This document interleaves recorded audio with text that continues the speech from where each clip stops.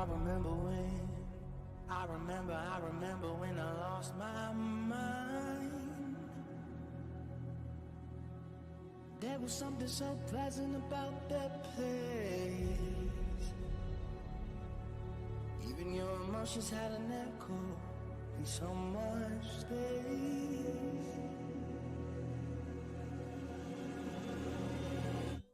And when you're out there without care, yeah, I was out of touch.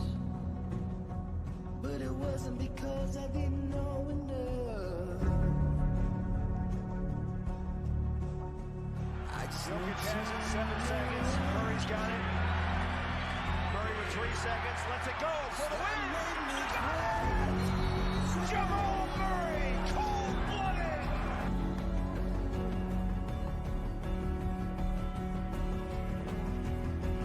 I think you're crazy. Hold on. What a pass to KCP. As Jokic collects it behind the back.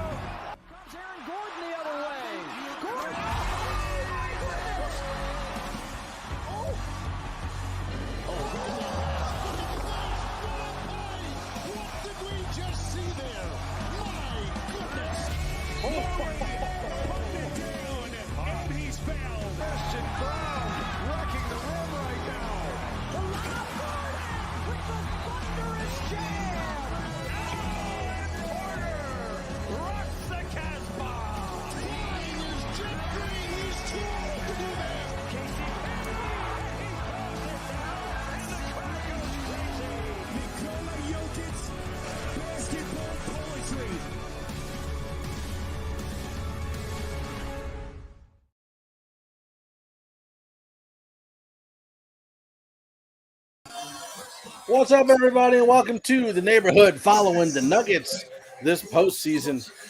It is Game 5. Denver's going for the championship.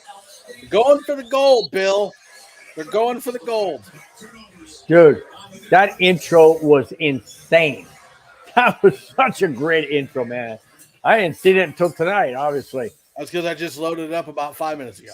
That was so good, man. So good. Let's hope that happens tonight. There was I'm hoping, and in Denver, that would be fantastic. Now, listen, that'd be epic. Disclaimer up front. I am not feeling the best. I will give you as much energy as I possibly can. If I hurl on the computer, my bad. It wasn't on purpose. Wow. Well, I'm glad you gave us that little disclaimer because Uh-oh. No, I'm just exhausted. Yeah. What time are you at right now? 10. Hang on, I'll tell you when I get to 10:40. 2, 1, 10:40. Yeah, you're like 20 seconds ahead of me. All right, let me hit pause. I'll pause it right now. Pause at 10:37. They called a foul with Heat guy pointing like this. Well, 10:37. I'll tell you when to go. Oh, I just got to 10:49. Wow. I know, right? Yeah, Internet sucks. Well, internet always delays, of course. And go. You know what I'm saying? That they always delay because the internet. If anything happens, where they can't. What? In real life, when you're watching this game now, it's really 5 to 10 seconds later than when it's actually happened. So if somebody streaks on their court or something, they can block it out or somebody. Yeah, but that's the best part. Why would you want to avoid that? Well, because they don't want to give the guy his fifth. Oh crap! 5-0 again. Here we go, guys. Same exact scenario has been for the last 3 games. 2 games ago, Denver trailed 5-0, and then oh no, we suck again. I've been waiting to pull that one out. Oh man, Jokic just turned it over. They have a chance to go up 7-0, which they don't. 5-0, but still, I mean, this is 3 straight games. Now 5-2. 3 straight games where they've been down 5-0 or 7-0 to start the game. This is crazy. I've never seen that before. Oh, good. Yes. Well, that 3-pointer would have been huge. Come on, Jokic. Oh, they're going to get offensive foul. Yup. Dadgummit. That is not a offensive foul on Gordon. No way. That guy was not. He wasn't set. Let me see. He's moving. Oh, that's bull crap. These referees, got it. They're doing it again, Mike. They're doing it again. That was funny as heck, dude. Did you see that? Mm-hmm. He went through it to a guy on the side who thought it was his teammate, which it was, but his teammate was sitting on a bench. Wasn't even a guy there. That's funny as heck. I don't care who you are. That's funny right there. You ever watch Larry Cable Guy? Come on. Oh, dude. He's from Nebraska. Oh, that's right. You did. How would I not have watched Larry the Cable Guy? You did tell me that. He wasn't my favorite on the blue collar comedy tour. He wasn't my favorite. Really? Why? Bill Engvall. I love Bill Engvall. Everybody does. Everybody likes it. He's hilarious. I just can't get into his humor. I get more into Larry the Cable Guy. The power of Christ compels you. Excuse me. What's up, Ray? Always nice to have you in the chat, man. Always nice. Charger 8, Chris. Just got to ask you. Okay, so let me ask you, Charger 8. Are you a Charger fan? If so, go and watch last Friday's show on Broncos Breakdown. I had Charlie joining. So just check it out if you're a Charger fan. Great interview. Nobody's getting shots to fall right now. It's just like last game, though. It was like 18-15. Oh, no. The first quarter ending. 5-4. Okay, that's good. Yeah.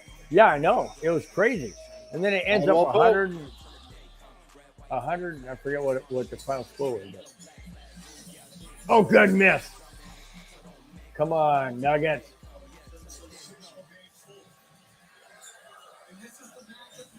Come on.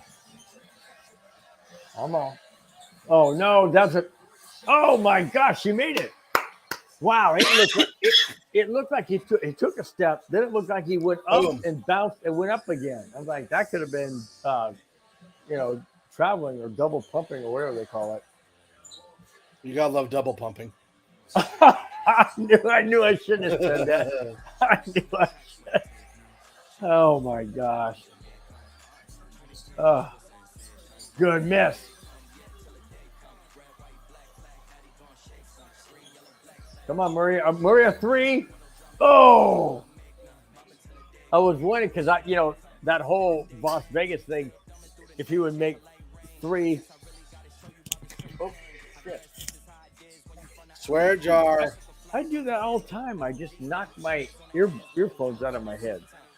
But they were saying that, over under, if Murray would make 3 3-pointers. Well, you can't bet 3 because it's over under. So you got to say he's going to get 4 or going to get 2. How come we're still hearing the music? Because I turned the music on. Oh. I like having something to rock to underneath. Oh, got it. Okay. Oh, okay. I thought I'm not a loyal Charger fan anymore. I can't share a team with Dodgers fans. LA is pure trash. Yeah, okay. No, but Charger 8, I understand that. So you say you're not a loyal Chargers fan anymore, but I don't know how old. I don't know. Bubba got Trent's what they got. But I don't know how old you are, Charger 8. So just asking if you really want to, see or not see because it wasn't on video, but if you really want to hear a Charger legend, and his stories, it was great, man. Go back and watch Broncos Breakdown with Charlie Joyner. I think you'll really enjoy it, man. It was really good. Hey, what's up? What's up, Bubba? Ray? Love to have you guys. Always. It's funny. A lot of people, when their team leaves the city or the state or whatever, they get upset, which I can understand because, it takes a little bit more effort and gas and money and whatnot to get to the other city where they're playing, but it's still the same players. So I'm kind of wondering, if not the Cubs, not that my favorite baseball team, the Cubs will ever leave Chicago, but and hopefully Denver never leaves. But I mean, if they ever would, I don't know. It's still the same players, but I understand. I mean, you're loyal to your city, and I get that. Right. I totally get that. So, yeah, it makes a lot of sense. But when the Rams left and went to St. Louis, and the St. Louis Rams won a Super Bowl, I remember in fact, I had an encounter with, actually have a picture with the late Deacon Jones at a celebrity golf championship here in San Diego County. And I went to that and I had a picture taken with Deacon Jones. And I mistakenly said, hey, Mr. Jones, you must have really, really enjoyed the Rams winning the Super Bowl in St. Louis. And I thought I got the death wish or the death look of my life. He gave me a look and said, don't you ever say that. There is only one Rams team, and that's Los Angeles. So get that through your head now. And I went, holy crap. I'm glad I got the picture. I'm glad I got the picture before I asked him. Before I said that. I said, oh my gosh. Yeah, that was a wake-up call. So yeah, I guess it rings true. It rings true with the players. Are my kids into Marvel? The movies, but not really. Landon is into sports. I guess it depends on what you mean by or sports. Like watching sports or like playing sports. Because like watching sports would be my oldest Landon. Playing sports would be Landon, Wyatt, Sarah, and then we're going to bring Miles in because he's old enough to play sports now. Oh, good. Oh, good. He missed. Good. Ray says he can't even begin to know what he would do if his Broncos left Colorado. I agree. I don't know either. I totally agree, Ray. But I guess it doesn't matter because we'll never have to worry about that. Exactly. I guess what? Oh, well, that was weird. Oh, nice slam dunk by Murray. I think the difference is this: if you have a solid fan base like the Avalanche have, and obviously the Nuggets this year, and the Broncos forever have a solid base, you're not going to leave. They're not going to leave.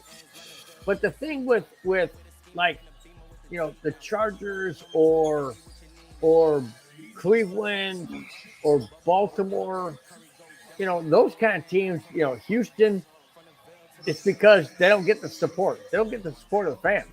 There you go. And that's the problem. That's the problem. And that's why they leave. Playing sports, like who does what sports? So Landon is my oldest. He's 14. He does football and basketball. He did baseball, but he didn't want to do it this year. That's fine. Wyatt is my second oldest. He just does football. He does a lot of gaming, though. And then Sarah is my oldest girl. She's 10. She is into softball and volleyball. But I think she's going to end up being a choir girl, which is fine with me. And then Miles, my 8-year-old, we're going to have him do football because I always want my kids to try out a sport before they just decide they don't want to do it. Because you never know. So he's going to do his first year of football. And then I think he sounds like he's interested in Cub Scouts. So I think we're going to do that. He wanted to do hockey, but man, it's expensive. Unless I'm selling myself on the corner, that's not going to happen. Yeah. Hey, Just get a hold of Brittany and have her kick down her equipment to him. Yeah, let me let me borrow your goalie equipment. Goalies just stand there and don't do anything anyways. Brett, love you. Oh my gosh, dude. That's hilarious, man. That's hilarious. No, but you're right. I mean, you got to get your kids, because they don't know what they want to do, and they may find their niche later on in years. I don't mean years as in your 20s, but they may find their niche, athletic wise, later in middle school or high school, because that's all of a sudden they gravitate to something and boom, they take off. Yeah, let them go. Oh, by the way, you said on Tuesday you didn't do the 5280. How was your daughter's softball game? Oh, it was pretty good. She got up, and I think they do that thing where like everybody goes up 3 times, right?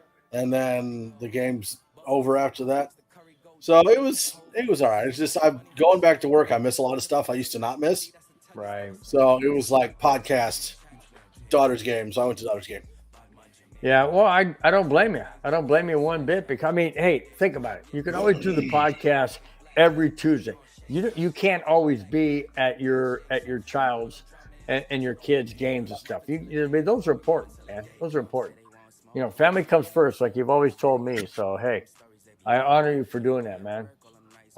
Seriously, you only got them for whatever age they are for 1 year, 12 months, 365 days, that one time. Yep.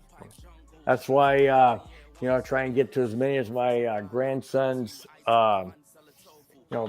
Did I tell you that my grandson he plays in this little league, 11-year-old, 10, 11, and 12-year-olds, and there was the team. He's on the Padres, and that's his favorite Major League Baseball team anyway. So that was really cool for him to be on the team that he loves, have the uniform and everything. Anyways, so they only lost 2 games during the season, but the 2 games they lost to were against the Chicago White Sox.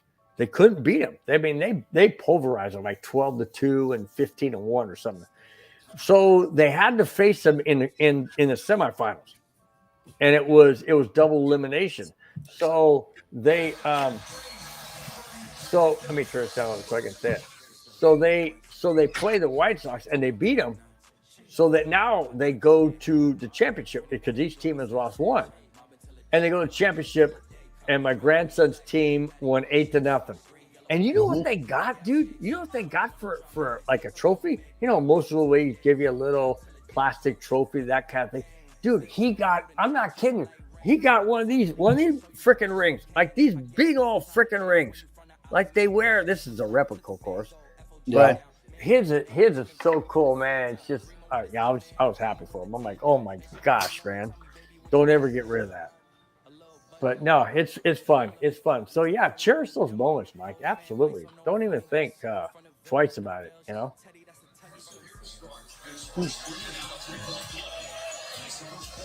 Oh dang! It was 12-5. Now 12-8. Jokic hasn't. Oh, here goes Jokic taking a shot for 3. Oh, he nailed it. Oh my gosh! His very first shot of the game, with 5:25 left in the first quarter, is a 3, and he sinks it.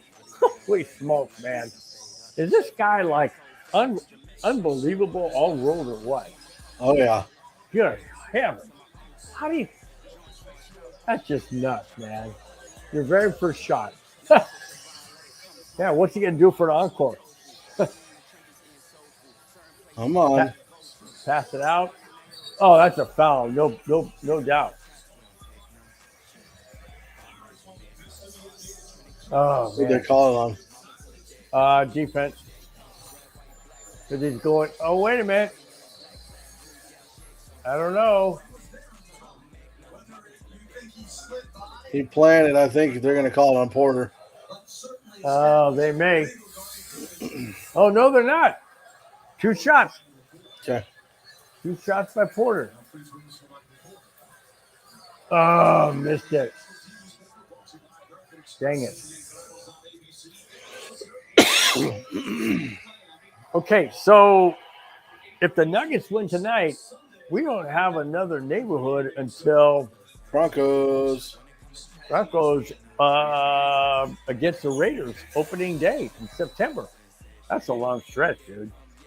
That's all of June. Yeah, unless we're doing July. preseason. Well, we can't really do preseason because it's not live. Yeah, I know.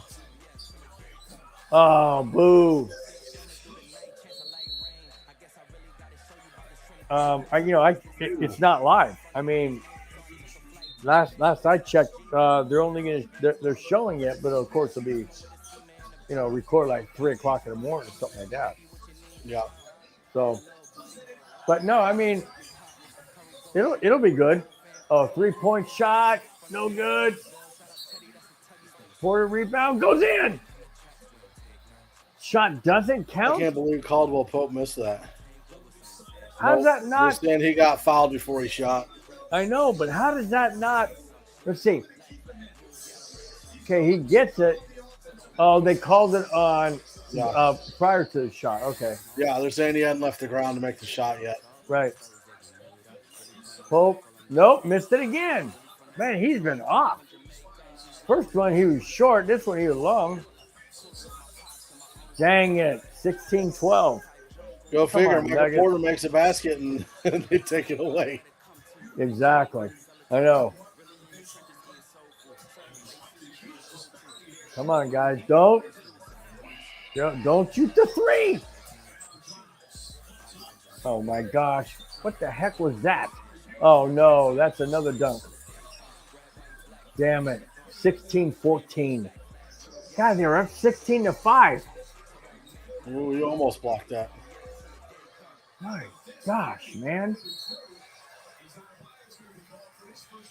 Who? Oh, good. Mm-hmm. Is it on Jokic? No, it's on the other guy. It's on the other guy. Adebayo? Ooh, that could have been a foul. But they're calling ball. See, watch, he hits his hand right there. Nobody cares.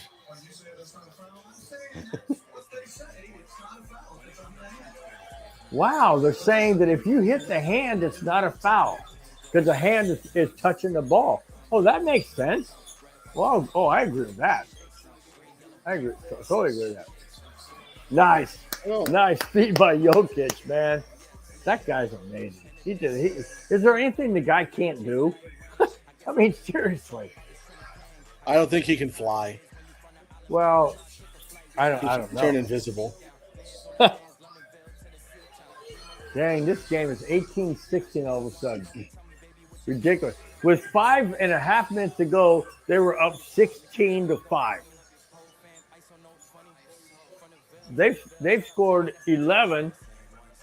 Denver scored 2. Oh my gosh, a turnover. Jokic has 2 already? Oh my god. Yeah, that was definitely a foul. Hey. Gordon's got 2 fouls. That's not good, dude. Jokic was stationary. How is that a foul on him? These referees do not want the game to end tonight. Absolutely do not want the game to end tonight. I'm telling you, Mike, the referees do not want the game to end tonight. Yeah. Oh, gosh. You've got to be kidding me. How are they calling that a foul? He didn't do anything. What does he touch? Nothing. Holy crap. Oh. This is it's one thing to beat the team you're playing against. It's another thing to have to beat the team you're playing against and the referee. You're not going to win. Oof. Oh, no, not 3. No. I just said no, you freaking morons. Come on. Golly. They got to get somebody going. Miami wants Denver to shoot 3. They want that.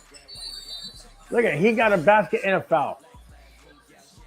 Now it's 21 plus. They can get another point to make it 22. My gosh. 22-2 run, they just said. I don't know if I agree on that foul. Because if you watch Adebayo when he did it, he kind of ran into him and then back. Yeah. Like right there. I know. I know. I'm telling you, man, these referees, I know it's all about money and revenue and I get it. NBA refs earn salary or paid per game. I don't know. Salary or I think the refs get. I think the refs get a salary. I think they do. Whoops! It would help if I spelled everything better. I think they get a salary.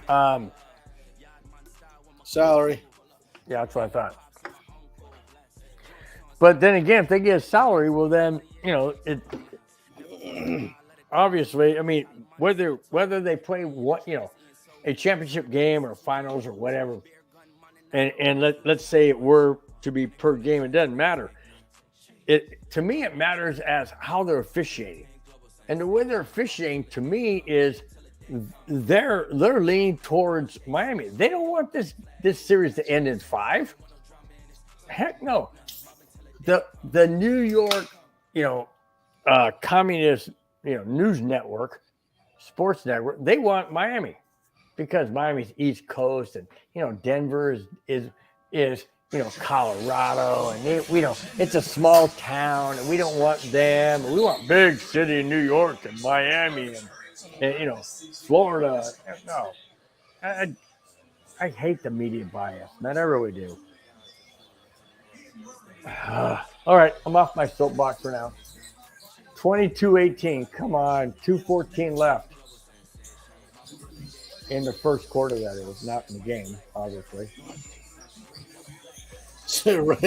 Ray says salary on top of bribes. LOL. Yeah, no kidding. Well, yeah, if you think about it, I mean, it's like the NFL refs. Yeah, I agree to a certain degree. Which way is it going? Dang it, 6 turnovers by the freaking Nuggets. Come on, guys. What are you nervous? What the heck's the problem here? Good, missed. Golly, I mean, Mark Malone started. Oh, there's Murray with a 3, no good. Again, that's 2 for 2 he's missed. You cannot keep shooting 3. Stop it. You can't win by shooting 3s. Hey, there's Brown. Yay. Nice block. Oh, no, Murray again for 3. Again, he misses. Rebound, good. Golly, Murray, stop it. You're not accurate tonight. Stop it. So close. But he's not accurate. He's hitting the right side of the rim, the front of the rim, the backboard, off the rim. Yeah, but it's the same philosophy that like Shaq had and Michael Jordan had and Kobe had and LeBron had. Like Reggie Miller, you keep shooting the ball to get it right. Yeah, but don't you do that in pregame warmups?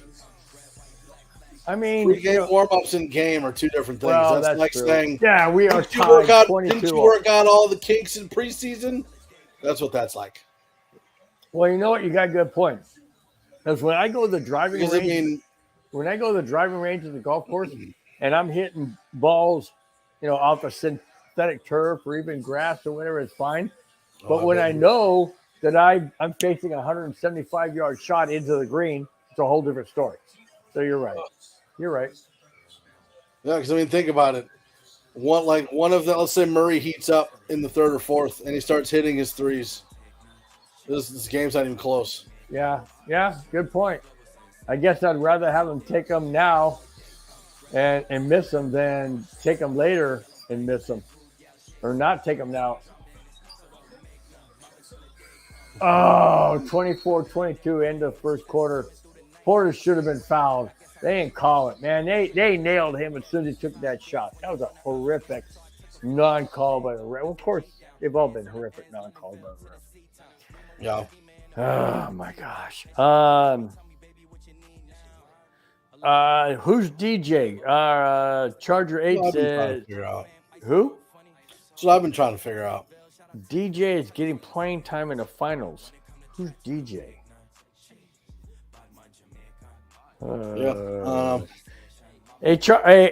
Charger 8, who's DJ? And of course, once you said that, we're going, oh yeah, that's right. Yeah. Exactly.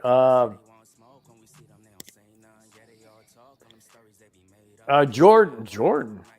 Well, it's Jordan. Well, who's the first name? DJ. Who's D? Darren Jordan? Oh, you're just gonna start throwing out D names? I don't know. Diana. Dick. Deontay. Doug. Darren.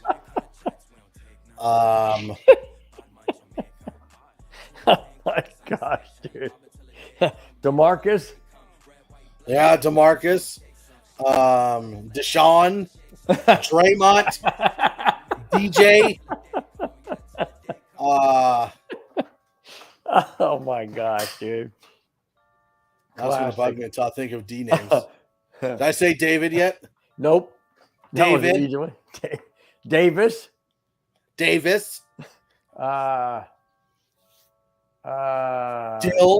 Dijon. Yeah, mustard.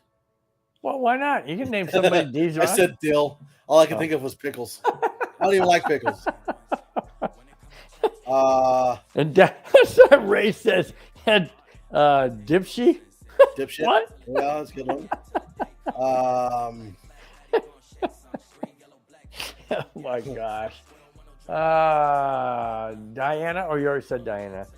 You already said Devontae. Let's see. Daphne. There you go. Daphne. Dilbert. Drew. Dilbert Drew. Doug. It's like, never mind. Doug. Well, it's stuck now. Now we have to go through all the D names. Well, yeah. That's what exactly we got to do. Sorry, Charger, Diesel. Man. Diesel.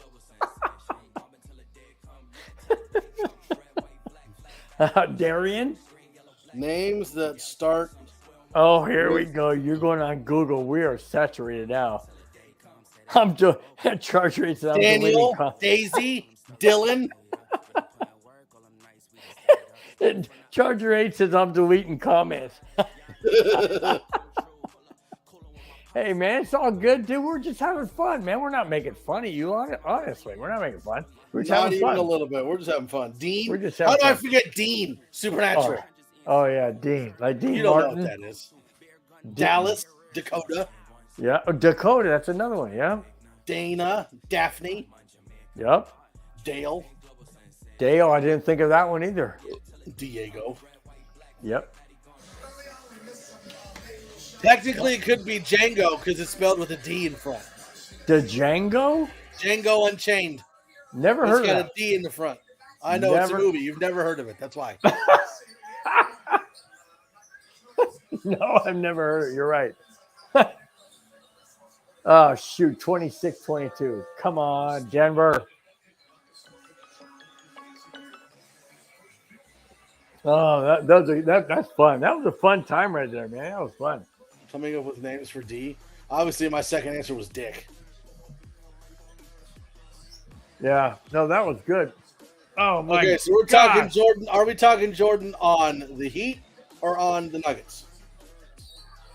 Now I'm actually curious. They're calling that on Murray. Wow.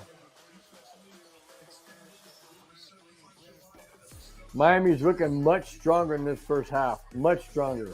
They deflected it. Goes in the backcourt. Nuggets get it again, and then he freaking bobbles it. Oh, and he's loses talking it. to Highland DeAndre Jordan Jr. Who? Highland DeAndre Jordan Jr. He's on the Nuggets. I got you, Charger it, Chris. Okay, well, it starts with the H then.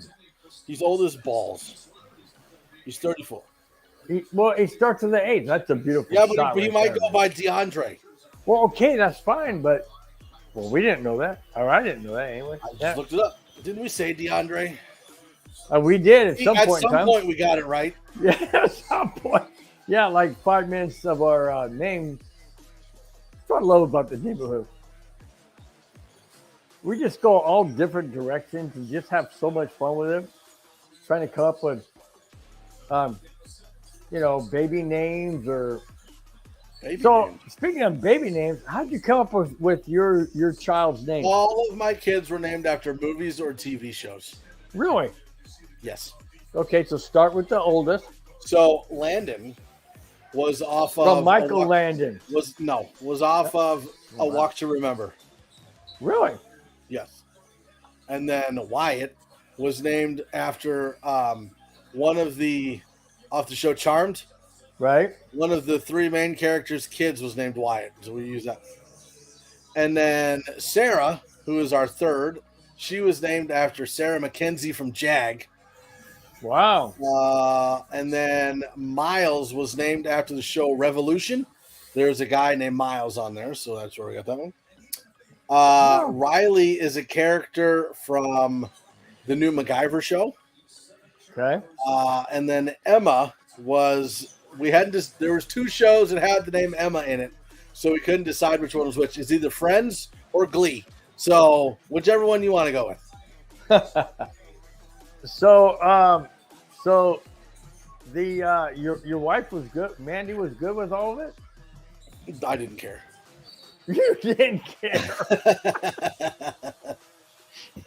So you literally you named all of your children and not her? No, we had it picked out. Had to have months in advance. Yeah. Wow. I think Landon's was the only one we changed right off the bat. Like, it was going to be Braden until he was born, and then we're like, nope, Landon. Nope. No, that's a Landon. That's good. That's good. I'm always interested to see how, people come up with names and stuff. What's up, Clayton? I'm going to tell you guys a story. Yeah, I'm going to tell you guys a story. I'm named after my dad. My proper name or, business name, whatever, is William. Okay? Yep. And my dad's name is Arthur. Or was Arthur. He's passed away. But my mom said she'd name me after my dad. And I'm like, nice shot. How am I named after dad when his surname is Arthur and mine's William?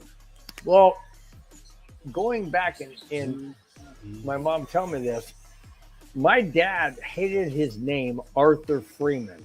Arthur Freeman. He couldn't stand it because he was always called Artie and didn't like the name Artie. Wait, his name was what? Arthur Freeman. That's my mom's maiden name. What, Arthur or Freeman? Freeman. Really? Yeah. Wow. Yeah. My dad was Bill and I might be related. Look out. You never know, man. We could be.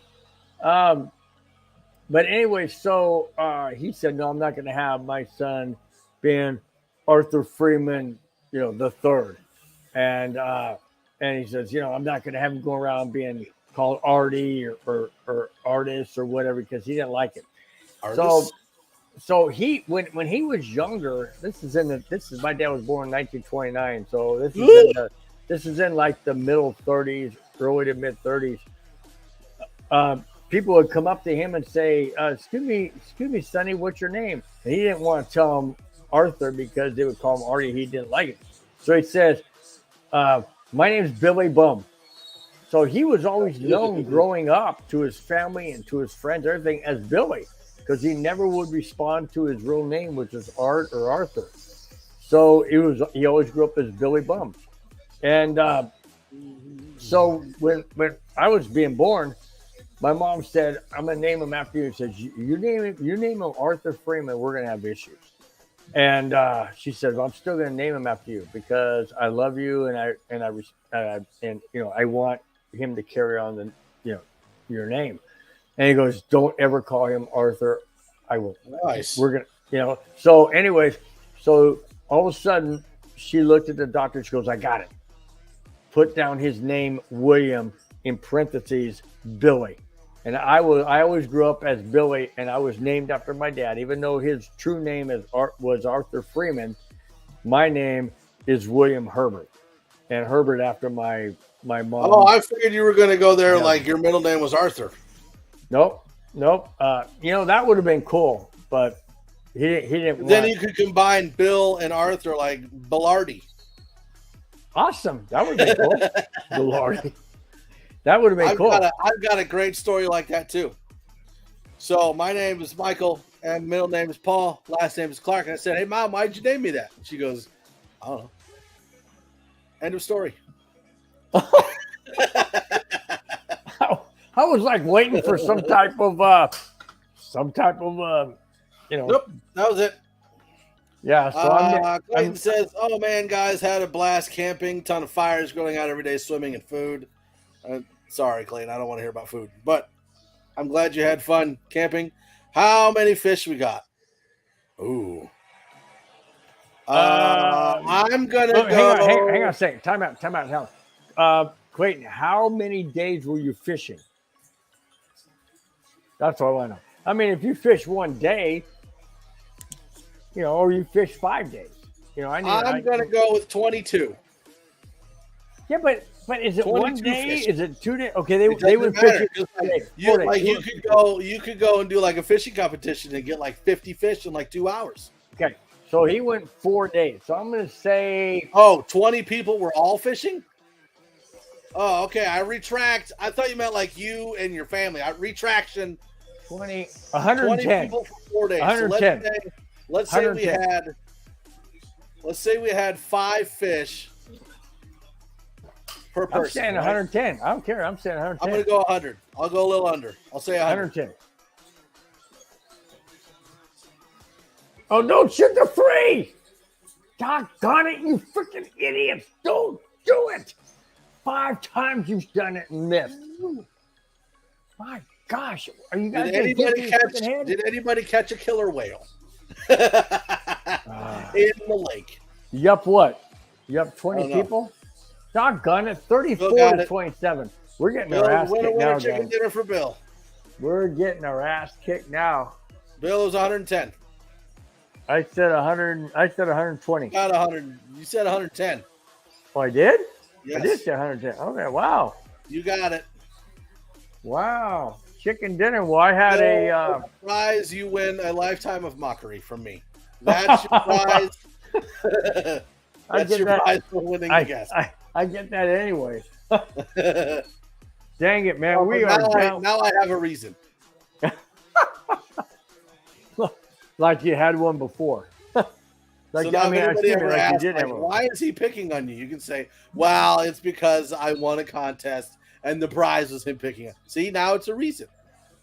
Yeah. Oh, my gosh. 37-29. And then when they get all upset about it, you just play this.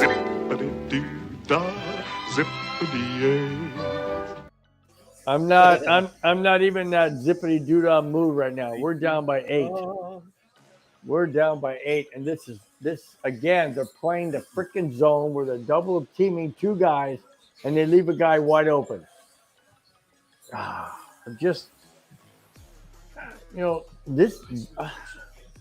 I don't know what it is about the Nuggets. They come home, or they have like when they were up. What was it when they lost that one game? They lost at home. Again, another turnover by Jokic. What the hell is wrong with you, dude? My gosh, he's up another 3-point shot. Missed. Rebounded by the Heat. And goal. 39-29. The Heat's up by 10. This is ridiculous, dude. They are playing like crap. How was your guys' weekend? Well, I worked on Saturday and then moved a whole bunch of crap on Sunday and then went to work today.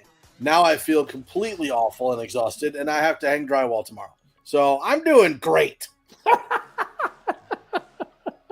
I'm doing great. Oh my gosh. The Heat are playing rather well, yes. They're shutting down Jokic so far. Well, the Heat's playing more than great. They're playing outstanding. Because the Nuggets had a 6-point lead with five and a half minutes to go in the first quarter and trailed after the first quarter. And now they're trailing by 10. No, Nuggets look like crap. I don't get this team. I absolutely don't get this team. You know, you go on the road, you go to Miami, you look great in Miami, and then you come back here and you got the home crowd, and you're like, you remember the Avs in the playoffs this year? Yeah, same thing. Horrible in the first, a little bit better in the second, and then killer in the third. I'm kind of thinking the Nuggets are the same way. Like first and second, they got to warm up. Second, they're starting to warm, or the third, they're starting to warm up. Fourth, they kill it. Yeah, but man, I mean, you know, I don't like teams like this. I still think the Nuggets are going to win the championship. I have no doubt on that one, but I would like for them to win it in Denver. I don't want them to win it in Miami. I don't want to win Miami either. And obviously, they don't really care where they win it because they're not playing like they want to win it at home. And that's what's so frustrating. The Avalanche were the same way. You know, I don't understand. I don't know if it's a mind set. Well, okay, we're at home. You know, we're up 3-1. Even though Mike Malone, whatever his damn name is, darn name is,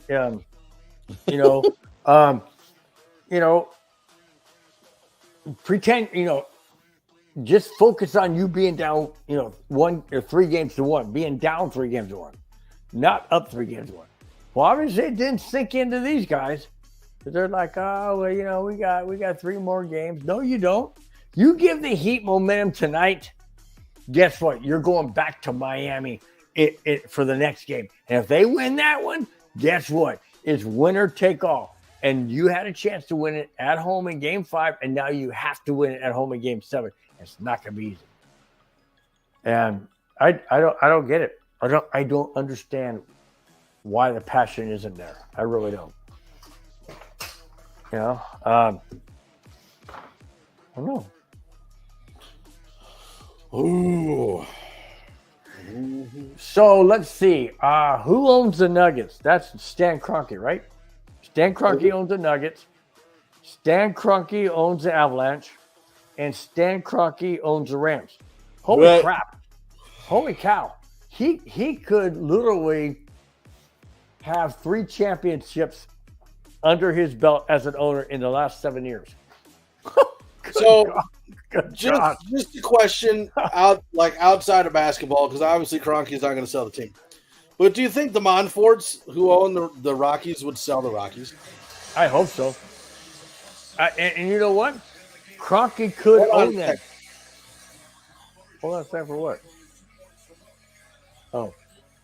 Anyways, I think Stan Kroenke definitely could own.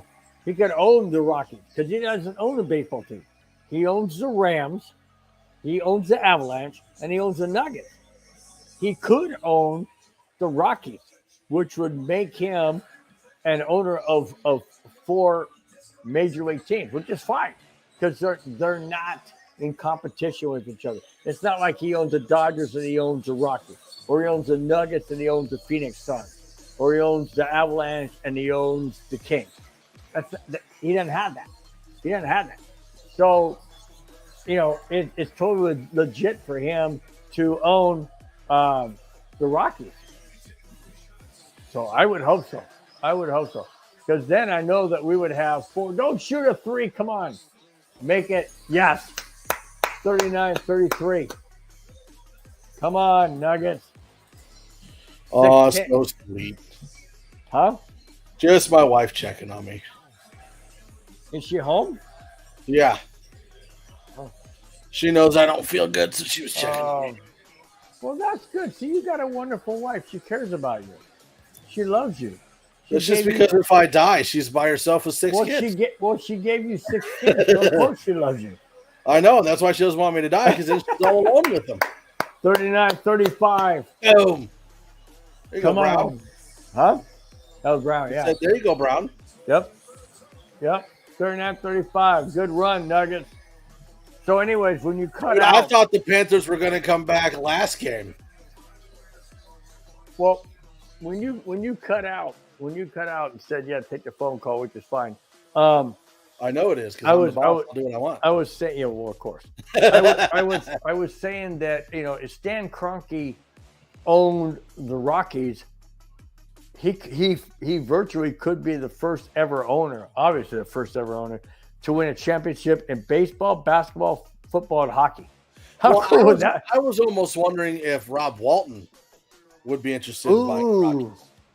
Ooh, that. Because then you've got 2 Denver teams owned by Kroenke, and you got 2 Denver teams owned by Walton, right? I never thought. That's a great idea. That is a great proposal, dude. Seriously, that is phenomenal. I know. I'm really smart. Because he could just walk up to Murdoch and go, hey, you know what?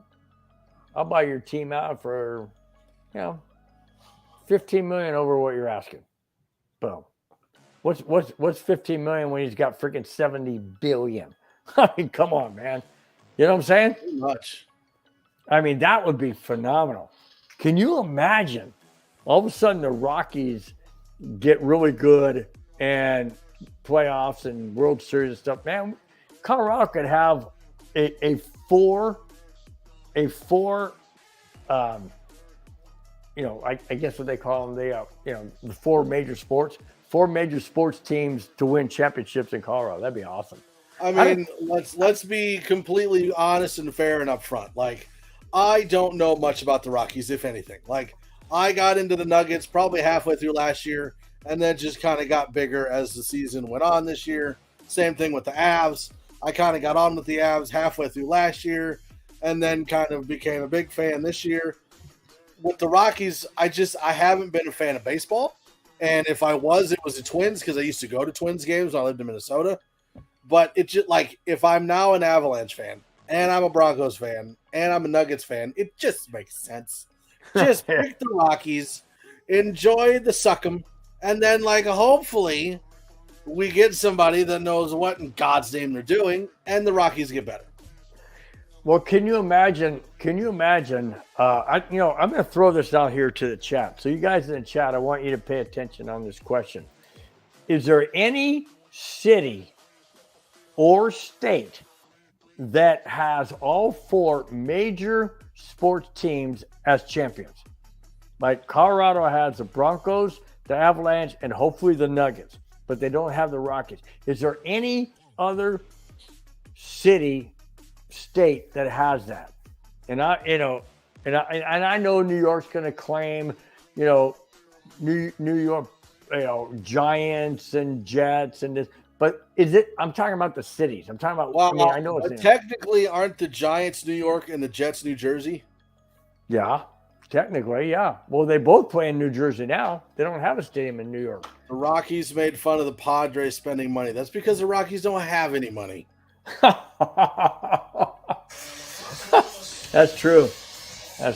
Any plans for this weekend for Father's Day? Bill, you got anything going on? Is it this weekend? The 16th? Yeah, it's just coming up Sunday. Oh, wow. I don't. My son mentioned to me that he sent me a Father's Day gift. Keep looking out for it on Amazon, but I haven't seen it yet, but it's all fine.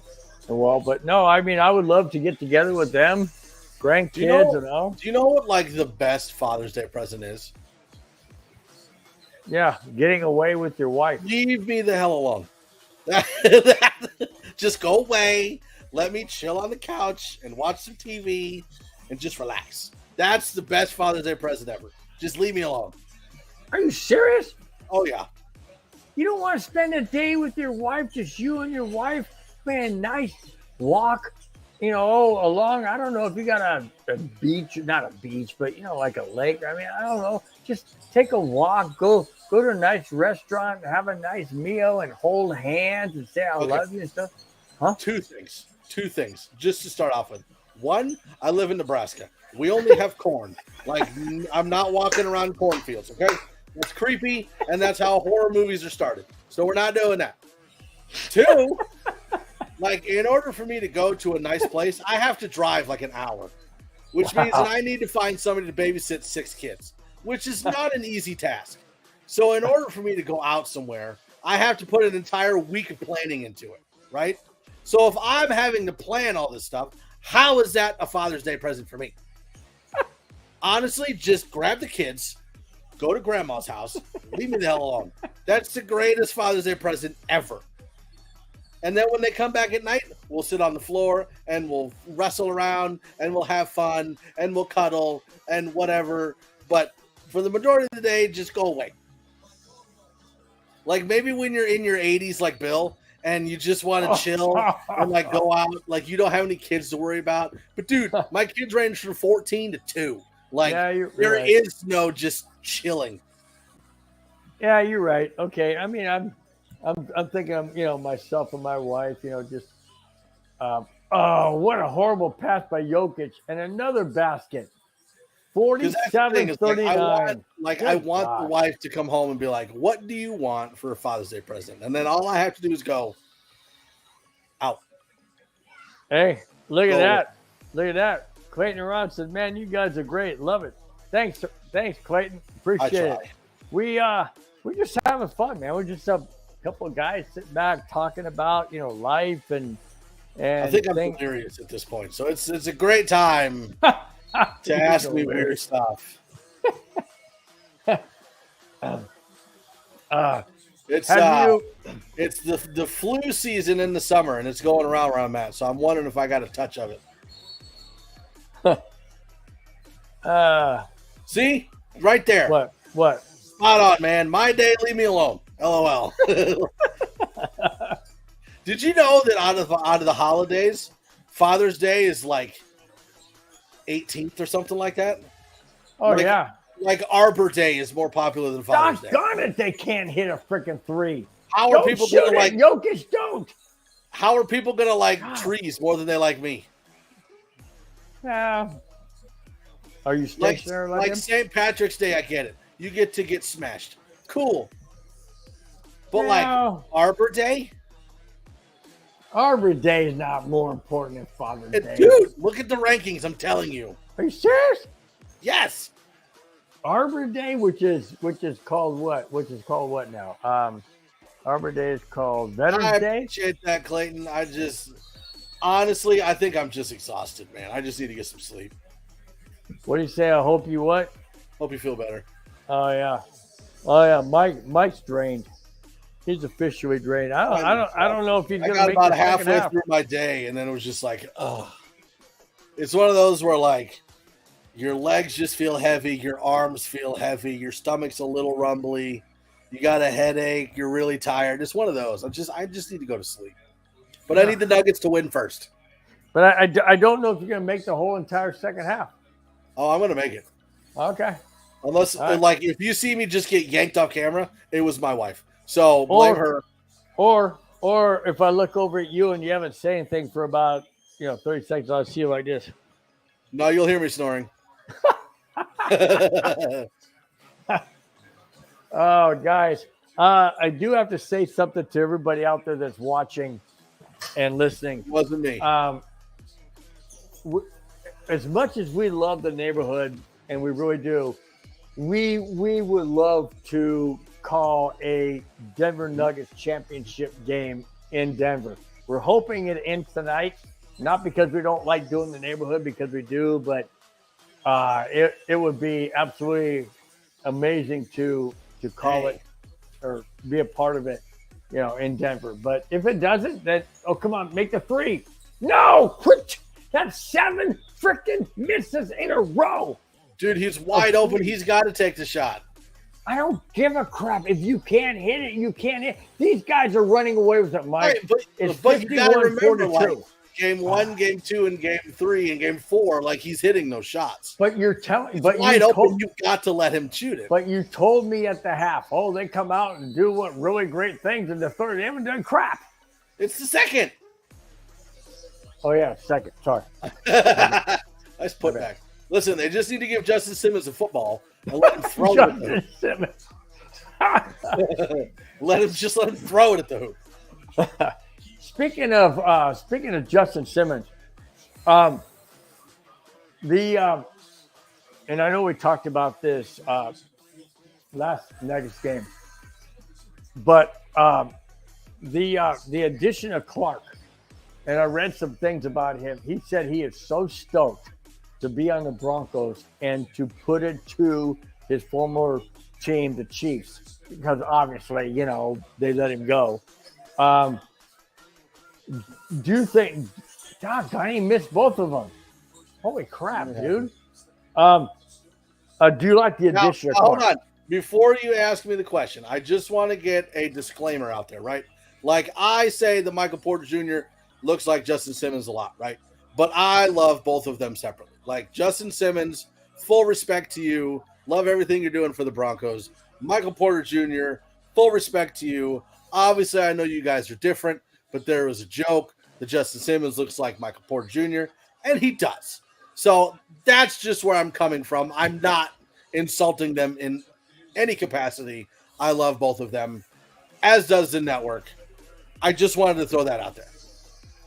Okay, good. Now my question is, do you think the addition of Clark was a great move for the Broncos? I think it was, but I also think it depends on where he goes. And this was the same thing that I had with Dalvin Cook, right? It's not that I don't want the Broncos to add great talent. I think Frank Clark is a great talent, but where is he going to go? Like if he's going to play edge, or not edge, D-end, I think that is fantastic. That means that it's going to be DJ Jones and Mike Purcell in the middle with the guy that just replaced Draymond from Arizona, Zach Allen. With Zach Allen on one side and Frank Clark on the other. I think that is fantastic. But if you put Frank Clark at edge or outside linebacker, you have a logjam at outside linebacker now. You've got Frank Clark, you've got Nick Bonito, you've got Jonathan Cooper, you've got Baron Browning, like Randy Gregory. You have all these players at outside linebacker, and I'm just not sure how the rotation is going to work. So for me, I love the signing. I think he's a talented player. I think he can help, but I also want to know where he's going. But if you put him at an edge rusher on the end, because we don't know what we're going to get with Gregory, so you can put him out there. I know he's not as big as Gregory, right. But this is what I'm saying though. I would much rather have it be DJ Jones in the middle or Mike Purcell with Frank Clark on one side, Zach Allen on the other, and then you also have Baron Browning and Nick Bonito rushing as well. So you have the tandem of them running. Or rushing, instead of rotating out Frank Clark with Nick Bonito or Baron Browning. You know what I mean? Like, I want to make sure we have all of our great pass rushers on the field at the same time. And I don't know if you can do that with Frank Clark if he's outside linebacker as opposed to D-end. So that's why I want to know where he's going to play. Well, I'm assuming he's obviously he's going to be playing because they signed him. I don't think that they signed him just to see if he can make the team. Think about it this way, and obviously I'm not comparing Frank Clark to either one of these players. It's just a position comparison, right? Right. So let's say that DeMarcus Ware and Von Miller played the same position. The 2015 Broncos defense would not have been as effective if Miller and Ware were rotating in and out. Sure. You know what I'm saying? Absolutely. So that's why I would rather have Frank Clark on the line as an end, rushing with the other edge rushers that we have. Right. I agree. Absolutely. But that's why I wanted to get your perspective, because I know he can play two different positions. He can play linebacker, he can play edge rusher. Just like Von Miller. Von Miller played both. Right. But I'm also well aware that Frank Clark is not a spring chicken. Like, he's getting up there in age, and he's going to be a rotational player. But I would rather him rotate on the end as opposed to the edge. Right. Yeah. Absolutely. I'm just curious because I haven't gotten your comments on, about him. So I just wanted to find out what you thought about him. And depending on how I feel tomorrow, I'll talk about it more on the 5280. But yeah. If I'm feeling like this, and then I got to go hang drywall in a hot ass garage, I might not be feeling great tomorrow. So we'll see. God. Oh my gosh, man. I swear, dude, you got a wife, 6 kids, working multiple jobs, because people may not think that, running a network and stuff isn't a job, but it is. I got to deal with Bill. Are you kidding me? That's true. That is like true. if we still had to pay per call, Bill would owe me a lot of money. Yeah, it would. Absolutely. Like that old, what was it? You would dial in to your, what was that? Were you old enough to know about, the old bulletin boards? Were you old enough for that? Bulletin boards? You never heard of them? No. Bulletin boards were the springboard or the introduction to what the internet is now. Where you can text and stuff. And you couldn't text because we didn't have cell phones, but we did everything on computer. You had people come in. It was called a bulletin board, and they would log into this server, and the most people they could have in at one time, I think, was 10. And you would talk to them and learn where they're from and stuff, and you go and hang out with them at coffee shops and stuff like that, and get to know them and stuff. So that's what the bulletin board was. So obviously you're too young for that. No, I think the first time that we got internet, we got AOL, right? Right. When it just started. Yeah. And I would have been 8, 3, 9. Okay. Yeah. No, I wasn't that young. I remember times before internet. And we didn't have the cell phones until, and I'm talking like the small cell phones, not like the big car phones. We had car phones, but like cell phones, shoot, when I was in middle school, I had a brick cell phone. I remember all that. I think that's one thing that gives me a little bit of more perspective on things, is because I remember a time before internet and phones, but I also remember going through the growth of phones and internet and all that. Mm-hmm. So I'm still old as balls, but I remember all of that stuff. Well, the thing about it is, technology has gone, to the point where it's you and I can be on opposite sides of the states and host a watch party. Exactly. Yeah. And that's what makes it fun. It's what makes it fun doing these kind of things, and and being a part of a network and stuff. But yeah, starting out with bulletin boards, that I have to admit, I'm really glad I was on the ground floor of that, not creating it, but being a part of it. Because I can really appreciate where we've come and where we are now. It's just like everybody picked up their phone. I mean, I just bought my wife the new Samsung S23 Plus, because her phone was going out. Her S20 Plus was going out. Bill still remembers messenger pigeons. Not quite. Yes, my liege. I will send the pigeon right now. No, but I do remember Paul Revere though. Castle in Germany. No, but I do remember Paul Revere. Yeah, you were cheering not him along in person. Not in person. Go, Paul, faster! Woo! That was Bill.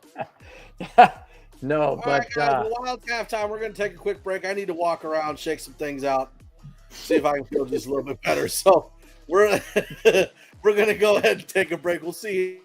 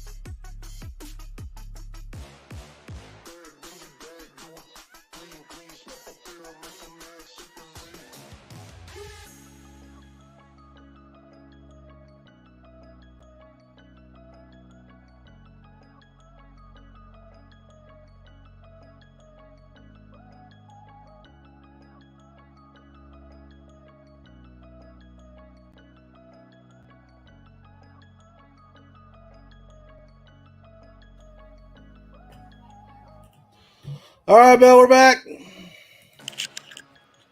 Yay. Why are you on mute? We're both unmuted because we're back on the screen, fool. Well, it ain't third quarter yet. Well, that's fine. I just wanted to get back on here with my peeps. Like, I feel better. I shook everything out. Uh-oh. No, I just needed to walk around. So my son came in here and gave me some anti-nausea medicine because obviously as a parent sick? Obviously as a parent of 6 children, I have medicine for literally everything. Like if we got the plague, we have medicine for them. We got the plague. No, but like we my wife would get pregnant so much that we have like a standing order of Wait, whoa, time out. My wife would get pregnant so much that we have like a standing order of anti-nausea medicine. No. You didn't say that your wife would get pregnant so much. You said your wife would get pregnant. Did you say so much? No, like I don't know what you're putting into my mouth. I mean, I know what I was putting into her mouth. You opened the door. What was I supposed to do? No, I took some Zofran, which is I took some Zofran, which was some you took something. Some anti-nausea medicine. I feel better. But no, that was my biggest. That's what was so draining, right? Was like when you don't feel like you're gonna upchuck, but you don't feel right, you know? Like you're right in that middle area where you're like, oh, just go away. It's one of those. But I feel better. Medicine kicked in. I walked around, shook some things out. Walk around doing the party boy dance. Well, my wife was like, how can I help you? And I said, I'm gonna say, she goes, I'm not gonna do that. And I said, well, maybe it's just toxic that I need to get out. And she's like, no. I'm like, oh, I see. You don't care about my health. That's fine. You don't love me. That's right. You know, I was gonna say something. Hey, Ray said, wow. I'm gonna say we can pull out a record. I'm gonna say it anyways. So when you went to the halftime commercial or the halftime music or halftime pause or whatever, yeah. And I went into the family room and my wife goes, "What's up? Your show's not over yet. You said it was like gonna be like 3 hours." And I'm like, no, we're Mike put it on halftime and we're just doing a break right now. And I said, so we got about 2 minutes or so before I got to get back in there. And she goes, okay, we better head back. And she goes, because, it could be a quickie. And then not me. He's saying, there you go, Bill. But see, that's what I'm saying to you. You said, okay, now you feel more energetic. I'm like, well, 97 years old and Bill still wants to get it. No, but I'm saying with you, because you said, you feel more energetic. I'm like, wow, dude, maybe that's how you got 6 kids. That's not what happened. Sorry, I'm looking up Ray's question. No, you're not. You're trying to avoid mine. Okay, so that was too much. I don't care. It's been 1, 2, 3, 4, 5, 6. It's been 6 years since we had a winning record. So 2016 was our last winning record. That was with Gary Kubiak as coach. We were 9-7. What was this question? Well, he was just saying if the Broncos could pull out a record of 9-8, that's over 500. We haven't had that in 7 years? 6. So yes, this would be the 7th year. Yes. Yeah. Dude. Oh, I see it happening. Ray. Vic Fangio, Nathaniel Hackett. Good God. I totally see us going 9-8. Listen, I already told you our prediction. Yeah, but not officially. We haven't seen preseason yet. Right. So before preseason, I said 10-7 is our minimum. 13-4 is our max. I said 9-8 or 10-7. I can't go higher than that. And here's the reason why. Really? No. Yeah. Even with the additions that Payton's made, like nothing? Yes. And I'll tell you why, Mike. We only won 5 games last year. If you double that gives us 10. So why would you think higher than just doubling? my opinion, because we haven't beaten the Chiefs. We haven't beaten the Raiders. Although, I mean, we beat them last year. We beat the Chargers last year, one game. But we haven't beaten the Chiefs forever. And then we got the Vikings as a tough team.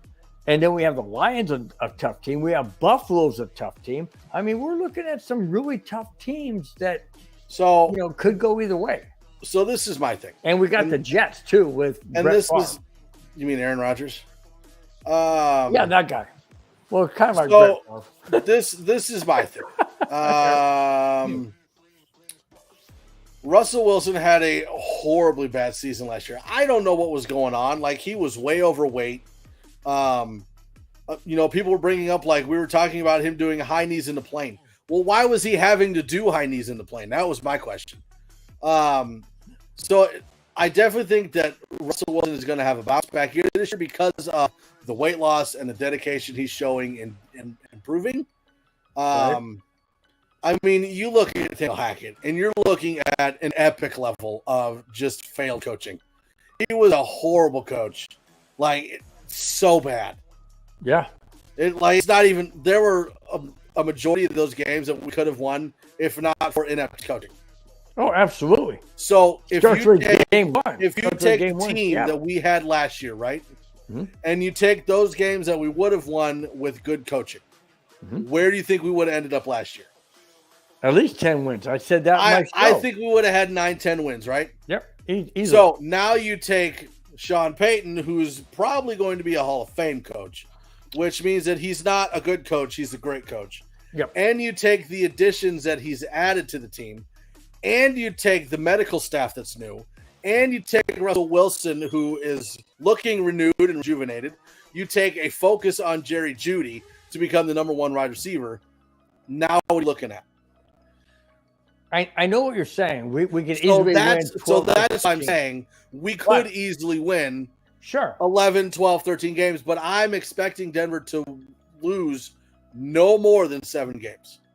Yeah, and that's why I say 10. And the main reason why I say 10 is because you have now don't read into what I'm saying, guys. I'm saying we have a first-year head coach, not a first-year head coach. Hang on. Not a first-year head coach in the league, first-year head coach in Denver. When you had an absolutely chaotic situation with Russell Wilson and his entourage and all these people that Sean Payton kicked out, which is great, but he's establishing his own way of doing things. And that sometimes that doesn't transition so well with egos with, high salaries or high praise or whatever within the NFL. Ray says we were having a convo in the chat. We were discussing what would happen if the Faders swept us. I don't think that there is any way that happens. Bill, do you see any way that the Raiders sweep us? Oh, no. I mean, like, I could see the Chiefs. Like, you can make an argument for that one. But the Raiders? Like, we don't even know if they're going to have Jimmy Garoppolo. Like, if his foot isn't all the way back, they're going to let him go, and then they don't have a quarterback. Like, Tom Brady's not coming back. Tom Brady is going to be a minority owner of the team. He can't come back. But let's say, this game looks bad, guys. 55-47. Because you can't have an owner playing for the team. It's the same way, like, when the Broncos put in Kittle Hinton at quarterback, right? There were coaches that wanted to play quarterback, but the league said, no, you can't because you're not a player, you're a coach. So if Tom Brady is a minority owner of the Raiders, he can't come back and play. But what if he's not a minority? What if he holds out and says, hey, I'd rather come back and play and not be He already got approved. Not by the league. I haven't heard that it's been approved by the league. Do you really think the league would not approve him? Yeah, just to keep him out of the league. Absolutely. Just to keep him from playing. Well, and this is the thing, and this is like going off of what Ray said. That's what I said. I don't see that happening. Like the Raiders are the very first game and the very last game, right? So the very first game, the Raiders might come out with some fire, but at the same time, like Josh McDaniels is a horrible coach. We all know that. He should have gotten fired this offseason, but he didn't because financially they're stuck to him. And Devontae Adams has already shown displeasure. they don't have Derek Carr, who's carrying that team. Like, Darren Waller's gone. Is Josh Jacobs gone? Not yet. No. He's still there? Yep. He's the only weapon they've got that's possibly happy with the team. And like Devontae Adams and Jimmy Garoppolo aren't a good match. Like, Jimmy Garoppolo is not a gunslinger. He's very much an Alex Smith type quarterback. And that's not a knock. That's not a knock at all. No. But like, that means that you're limited to running a certain offense, right? Yep. Like, Tom Brady and Alex Smith are not the same thing. Tom Brady and Jimmy Garoppolo are not the same thing. So even though he's familiar in Josh McDaniels' offense, he's not Tom Brady. So it doesn't really matter. True. Good point. So, good point. Who is it? There's no way I see the Raiders sweeping the Broncos.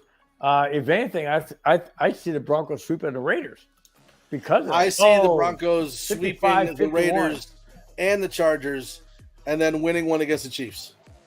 Are we winning the Chiefs on primetime in Kansas City, or are we winning in Denver?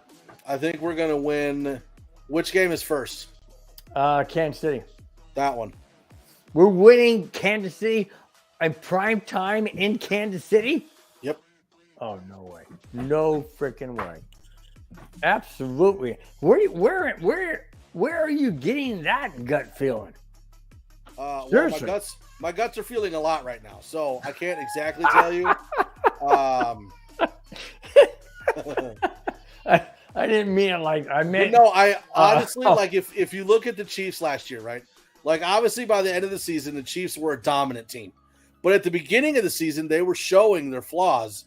They were showing the problems that they were having with the team. So I think the earlier in the season that we catch the Chiefs, the greater chance it is we catch them slipping up. Really? Yes. Okay. So you're saying that Denver beats the Chiefs in Kansas City in prime time? Yep. And then drops the one at home. Wow. Okay. I have an opposite, but hey, at least we both have 1-1. How about my thing is, like, you look at the record going back and forth, right? Like, even looking at the Saints record with Sean Payton being the head coach at home and visiting, right? There's really not that much of a difference. Oh, true. So let's go through the AFC West. We have the Raiders starting out, opening the season at Denver, and then closing the season at Vegas. Come on, Gordon. Bookends. Do you see Denver sweeping or splitting? Yes. Sweeping the Raiders. Oh, really? That was a bad shot. Good rebound, bad shot. Yeah. And then you basically have the Chiefs back to back, except with nice putback. The Chiefs back to back except with Green Bay in there, and then you basically have the Chargers within 3 weeks of each other. Yeah, which is really weird. It is. It's a weird schedule. It's a weird schedule where we have Kansas City, Green Bay, Kansas City.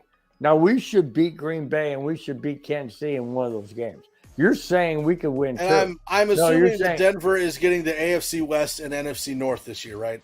Because we've got Buffalo, Miami, New England, and Buffalo. We got Detroit. Hold on. Buffalo, New England, Miami, and Jets. That's the East. The Jets. Yep. Okay, and then it's the Lions, the Vikings, the Bears, and the Packers. Yep. I just don't know why they put like the Chiefs and the Chargers game so close together, and then the Raiders are opposite. I don't know, but I kind of like it. I kind of like it. I'll tell you why. We get it out of the way. If you have it, we got the Chiefs, and then the Packers, and then the Chiefs. So you get those games out of the way because you're still healthy, relatively healthy at the time. When you come towards the end of the season and you're tired and you're beat up and you're injured or whatever, and now you got to play the Raiders. Who knows? Maybe that could be for a playoff game for the Broncos. And now they got guys that are banged up. You see what I'm saying? I'd rather have it closer together. For me, I would rather have an AFC West matchup at the beginning of the season, like which within like weeks 10 and like 4. And then I want to see an AFC West matchup at the end of the season, because then you're getting like the beginning of season matchups, and then you're getting like the fighting for a playoff spot matchups. True. Okay, Charger 8 has a question for you, Mike. Why do you believe the Broncos sweep the Chargers? Wide receiver Johnston from TCU is nice, bro. I get that, but like at the same time, the Chargers are always overrated. Like, nothing against Justin Herbert. I think he's going to be a fantastic quarterback. I think he could eventually be a Hall of Fame quarterback.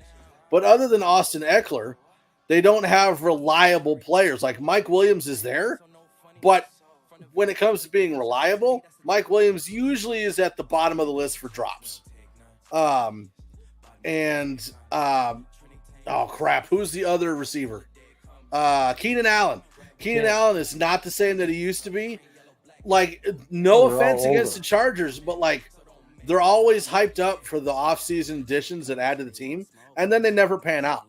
I think if you compare the rosters, I think Denver has a better roster. Like, the Chargers might have a better quarterback, but I think Denver's got a better defense and a better offense. Players. That's just my feeling. And yes, I'm probably biased. You think? Just a little. That's Not fine. much. Well, listen, I'll give it to him. I love Russell Wilson. I think Russell Wilson is going to be fantastic. But do I think Justin Herbert's a better quarterback at this time? Absolutely. Do I think that Mike Williams is better than Jerry Jeudy? No. Do I think that Keenan Allen's better than Cortland Sutton? No. Is he better than Tim Patrick? Maybe. Is Austin Eckler better than Javonte Williams? Maybe since Williams is hurt, but at full health, no, I don't. I think Austin Eckler is a great receiving option, but I think Javonte Williams gives you more power to the run game. It's just me. So basically what you're saying... Definitely biased. So basically what you're saying, Mike, is you based on the question that was asked. Based on the question that was asked, if you think the Broncos could beat the Chargers twice, it's all based on matchup, talent, and production. I mean, that's I think that Brandon Staley is a good defensive coordinator. I don't think he's a great head coach. I think he's an average head coach. But I try to be as realistic as I can. Like, obviously, Devontae Adams on the Raiders is probably the best wide receiver in the AFC West. No doubts about that. I have no qualms about that. I also think that based on last year, Josh Jacobs is probably the best running back in the AFC West right now, until somebody proves otherwise. I think that Denver's got the best defense out of the AFC West. But I also think that when you look at stacked rosters, I think the Chiefs and the Broncos separate themselves from the Chargers and the Raiders. Look at that, Mike. I think you're hoping for the Chargers always have injuries. That's the thing. Like, and that's what's weird is like they always are hyped up for their offseason acquisitions, but their offseason acquisitions are always old or old as in football terms, or have injury history or something like that. That's why they always get hurt. And so even though they're lauded for all their offseason acquisitions, they never play. And until they get a new general manager, I don't see that changing. So until they prove otherwise, I think Denver sweeps the Chargers. Speaking of sweeping, Miami 60, Denver 60. Did they change their GM? 6 minutes left in the third quarter. Don't shoot a three. Don't shoot a... Oh, no. Shotgun, he missed again. Just listen, I'll be the first one to tell you, I know much more about Broncos football than anything else I've talked about on this network. So if the Chargers change the GM, I don't know because I don't pay attention to the Chargers. Dang it. 62-60. Come on, Denver. I thought this would be a blowout tonight. I really did.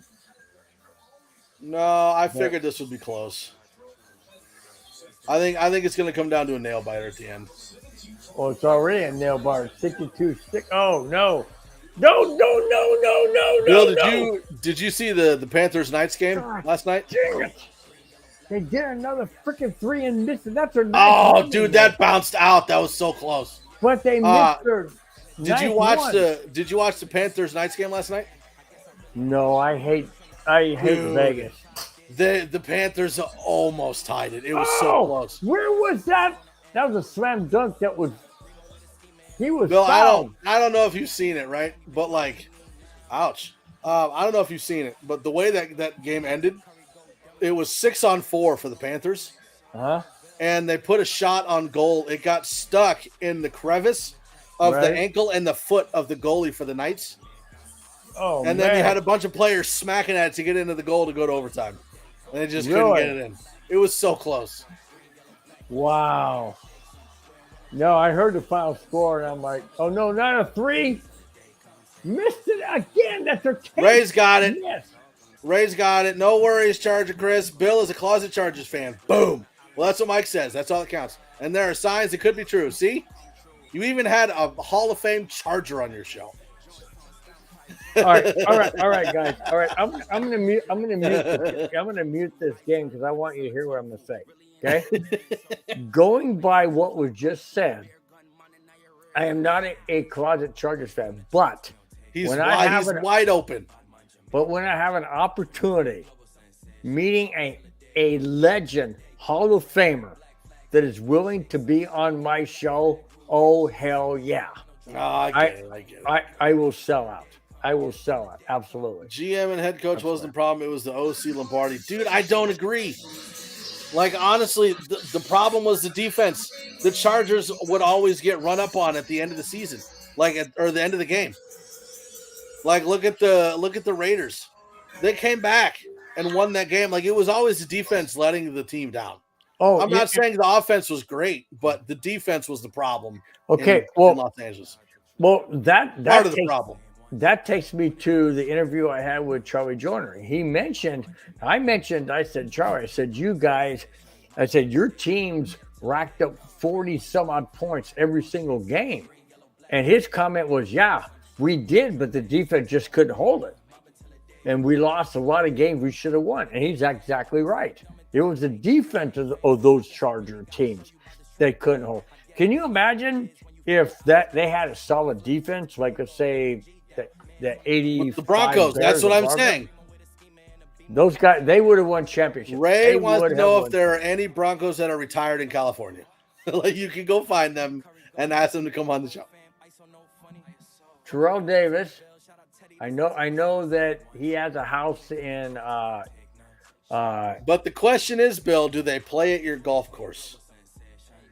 Terrell Davis has been cited at the golf course. So when he is on the schedule to play, you need to have somebody call you and be like, hey, we're going to switch today. Terrell Davis will no.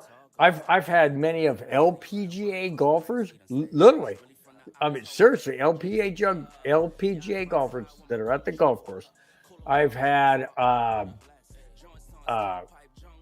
PGA golfer in what's his name?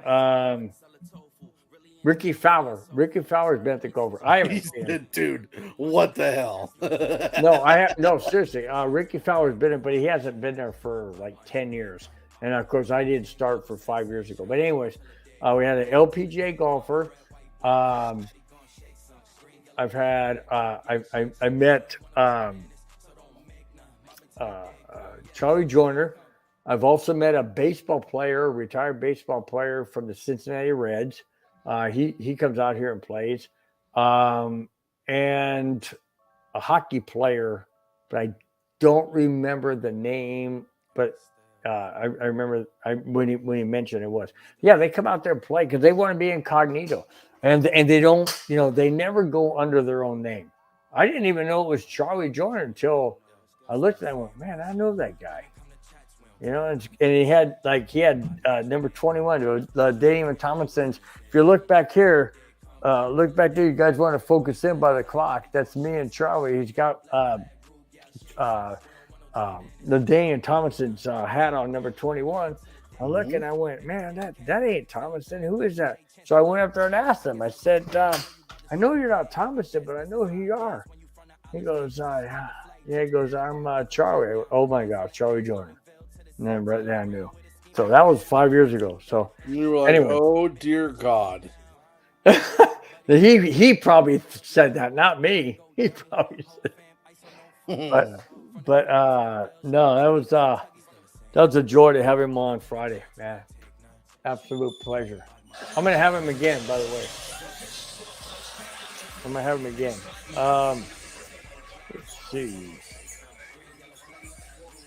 Let's see. What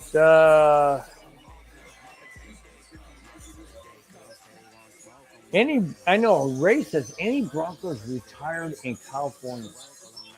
I don't know of any.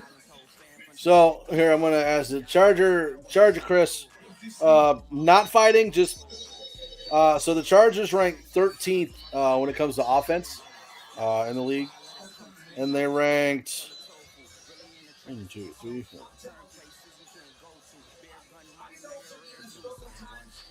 21st in defense. And obviously injuries played a huge part in the Chargers, losing out in the playoffs. And obviously the Broncos were hit hard with injuries as well. I still like, if you look at the Chargers in the AFC West, they went 2-4, which means the only team they beat was the Broncos. And that's why I think I still think the Broncos have a better roster than the Chargers. We'll see if that happens. I don't know. Ownership. Who owns the Chargers? Spanos. Oh yeah. Aren't they in a legal fight right now? Yep. They are in a legal fight. Because I think when you looked at owners that had the least amount of money, I'm pretty sure it was like Spanos and Bolin. Like they were right there. But because I love Pat Bolin, but he did not have a lot of money. Yeah, but the problem with the legal fight is the fans and whatnot are saying, you left because, this, that, and this ticky-tack stuff. But if you think about it, Spanos is in a gold mine. I mean, because, he's up in L.A., he didn't have to pay for the stadium. I think it's after 5 years he's going to have to pay. But the problem is that the brother wants to keep the team. The sisters want to sell, I think, or something like that. And so that's why they're going back and forth. Charger Chris, if everyone says how the Chargers have a better roster than the Broncos, James Hyde, 64. We will definitely see this season, complete respect to your opinion. I would love to know which positions on each teams are better than one. Do the Chargers have better wide receivers? Do the Chargers have better running backs? Are their edges better? Offensive line? I would love to know your opinion on that. One thing I will have to agree with Charger 8 in his comment. Everyone states hope the Chargers have a better roster than the Broncos. Okay, I'm going to throw this out there, and I don't think I would be wrong or corrected on that. Justin Herbert is an amazing quarterback. He's an absolutely amazing quarterback. Broncos had a chance to draft him and freaking pissed on it because we had Elway as our GM. Anyways, that being said, I would have to agree because if Russell Wilson doesn't play up to his, not potential, but up to what he has played in the past, then yeah, Justin Herbert and the Chargers are a much better team. Absolutely. Receiver-wise, I don't think so. Running back, Eckler is a freaking cement mixer. That guy's he just hits you and spins and just keeps going. But we have Javonte Williams, but we don't know what Javonte Williams is going to be like. And we also have Pyrene, and we don't know what that's going to be. There you go, Brown. So I think where my contention comes in is when you look at the best receiver on the Chargers, that would be Mike Williams, right? For the majority of the time, he's going to be lined up with Pat Surtain. And I think that there's a fair argument that can be made. Pat Surtain is the best, maybe second best corner in the league. So who would you put over him? There's nobody can put over Pat Surtain. Come on, man. Maybe seriously. Maybe Darius Slay. Maybe. No, no. I think there's a chance. Nice. I think Who's chance. the other corner on the Eagles? Not Slay, the other one. Shoot. I'll have to look it up. I think there's an argument there. I don't know. I'm not a big Sauce Gardner fan. I think he got away with a lot of penalties. I don't know. Like when you look at the matchup, when you look at the Broncos and the Chargers matching up, right? I think Denver has more options at wide receiver, and the Chargers don't have as many weapons on defense to match up with the wide receivers. Just me. I agree. That's why I said we got Tim Patrick, we have Quote Scott, we have Jerry Judy, we have KJ Hamler, we have Dulcich. Okay. I mean, and come on. listen, not to be insulting at all, but I'm not counting KJ Hamler in there. Why? Because he's always hurt. You have no idea what he's actually going to be like. I think you can add. I think you can add Mims in there or Callaway. I think Callaway was a signing specifically Peyton made to bring in to replace KJ Hamler. True. I mean, you bring up valid points, but I'm just thinking, we don't know if we're, There we go. hopefully we get a KJ Hamler. Hopefully we get a KJ Hamler. Dude, I hope that he comes back and he never gets hurt again and he crushes it. Right. But based on what we've seen over the last few seasons, I just feel like it's going to be a fight between Hamler, Callaway, and Mims. Yeah, no, you got a point. Those are valid points. You're right, because we don't know. Just like we don't know what we're going to get from a Javonte Williams. We may have a very unhealthy Javonte Williams or a 70 or 80%. Kind of like Terrell Davis after he tore his ACL. For not being a Chargers fan, you're really going with the Chargers. No, I'm not going with the Chargers. Not you, Charger Chris. Oh. I was going to say, not me. What you saying? Wait, let me bring it up. I'm going to read it. I just had it up. I think he could be correct when you go with like proven players. Because I think Mike Williams is proven. I think Austin Eckler's proven. I think Keenan Allen is proven. Justin Herbert's proven. So when you look at proven players, yes, I think that there are certain spots on the roster where the Chargers have an advantage. I'm sorry. I'm sorry. But again, I don't think that any defensive player on the Chargers is better than the Broncos defense. I'm sorry. I was laughing, but he's talking about Justin Herbert proven. How many Super Bowls has he been to? What does that matter? How many did he win? Russell Wilson's won. Okay, now hold on. If we're getting into this conversation, are you telling me that Dan Marino is not a proven quarterback? No, he's a proven quarterback. Well, but he didn't win a Super Bowl. Right, but what about Josh Allen? Oh, now you're a Charger fan. I'm just saying. Well, you're saying like Justin Herbert not proven. That doesn't make any sense. Like if all you're doing is basing proven on Super Bowls, then you have to take out Dan Marino. You have to take out Josh Allen. Like all these quarterbacks, you have to Joe Burrow. No. He didn't win one. I'm not saying that. Okay, let me backtrack. Basically, what I'm trying to say is not proven is he's only played a couple years. He's only played a couple seasons. Derwin James is not better than Pat Surtain. Sorry. But going back to Herbert and whatnot, he's only played in a couple of 2 or 3 seasons max. He hasn't really earned his worth. He's getting there. He's accomplished. Don't get me wrong, but he's not in the same category as, let's say, somebody who's played, 10 years, been to several Pro Bowls, been to, multiple playoff. You know what I'm saying? So to sit there and say that, Justin Herbert is better than Russell Wilson at this point in time, I'll say there ain't no way. Wow, but see, if you look at last season, It doesn't care. It doesn't matter. yes, it does. Mike, we had a horrible head coach. Dude, you can pull up whatever stat you want. Pat Surtain is better than Derwin James. Oh, Pat Surtain, yeah. But I'm talking Russell Wilson and Justin Herbert. Okay, last year, he was better because Russell Wilson was playing with quicksand.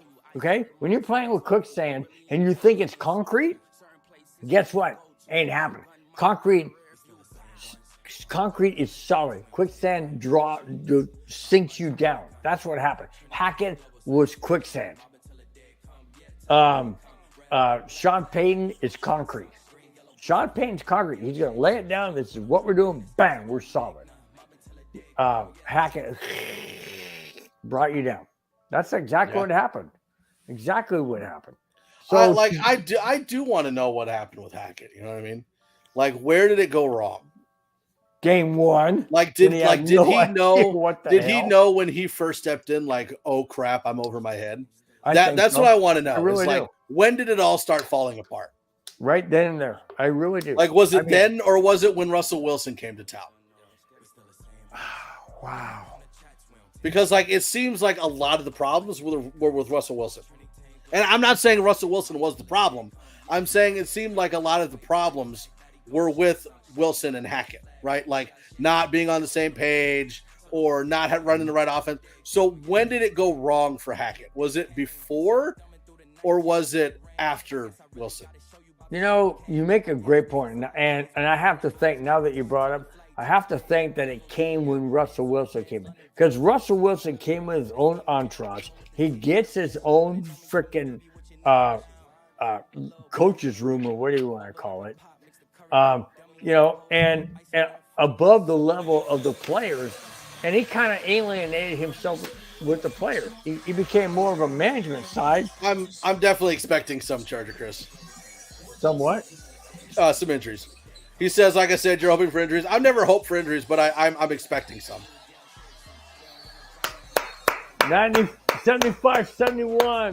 Denver. Boom. 11 minutes left. I think that the Chargers are eventually going to need to make a change like the Broncos did and change up their medical staff. And again, I'm not blaming everything on the medical staff, but there are differences in medical staff and how well the players recover and prevent injury as opposed to the current medical staff, like the one the Broncos had last year. There was a lot of interns. There was a lot of, maybe not doing the best medical practices on the players to help. Again, I don't know. I'm not there. I have no idea what's going on. But I think that there might be a point this year where the Spanos are like, oh crap, we need to change our medical staff. Too many injuries. What the heck? Hoping for injuries is Bill's job. Come on. It's true. Ray. It's true. No, I got you, bud. I got you. I don't want guys to lose their career or but if it helps Denver win, if somebody can't play the rest of the game, yeah, I'm happy. Of course I'm happy. No, Charger Chris, I am definitely biased because I'm a Broncos fan, but I try to be as fair as I can while still maintaining a bias. I think that's the MO of most fans. It's like, if I'm biased towards my team, but I can at least see that there are some issues here, right? If that's possible. If that's possible. I'm like a walking contradiction. That's what it is. Walking contradiction. I do have to say though, Charger 8 Chris, love you in the show, love you in the chat. Really do appreciate it. Absolutely. Love it. Hey, we can agree to disagree. That's the well, listen, and I think we all can agree that the Raiders suck. Like the Raiders are the worst. We all can agree that the Raiders are the worst. I think that's fair. Right? It's like AFC. We even have a show called the Wild Wild West, which covers every AFC West team. Yep. And everybody agrees the Raiders suck. We can all agree on that. Well, not Raider. What's his name? Captain Jack. Captain Jack. Yeah, he doesn't. No, but like, agree listen, either way, like so. as much as I don't like the Chiefs, I at least have respect and admiration for the Chiefs. As much as I don't like the Chargers, I can respect the Chargers in the effort. But the Raiders, I have none of that. Like, I hate you. You suck. Go away. I have a question We for all you. can hate the Raiders. I love Captain Jack, but I don't love the Raiders. I have a question for you, then, Mike. What if I had a retired Hall of Fame Raider player on my show? Do it. No, Dude, I'm not. we've had multiple. We had a former Raider player on the Wild Wild West with Captain Jack. Oh, nice. Well, listen, like I said, I try to be as fair as I can while still having bias towards the Broncos. So I have two hats. I have the network president and owner and CEO, which is like bring in whoever you want, doesn't matter. And then I am the host and producer of a Broncos podcast. And so it's like Broncos are awesome, everybody else sucks. You know what I mean? So I've got two hats. Yep. True. But no, like full respect to you, Charger Chris. Like I love the conversation in the chat. And we'll see how the season goes. I don't wish injury on anybody. I want to see teams compete against each other with their absolute best and then see who wins. Oh, no, not 3. Come on. Defense. Hey, Avatar, what's up? Avatar, love to have you in the house, man. Always. I'm Pleasure. just saying right now, Avatar, you're probably ahead of us in the game. You usually are. I'm just throwing it out there in front. Well, we got 10 and a half minutes left. He's probably at about the 2.5 minute mark. No, an Avatar. Guy's like way ahead. Oh, don't fire 3, you freaking idiots! What the hell are you doing?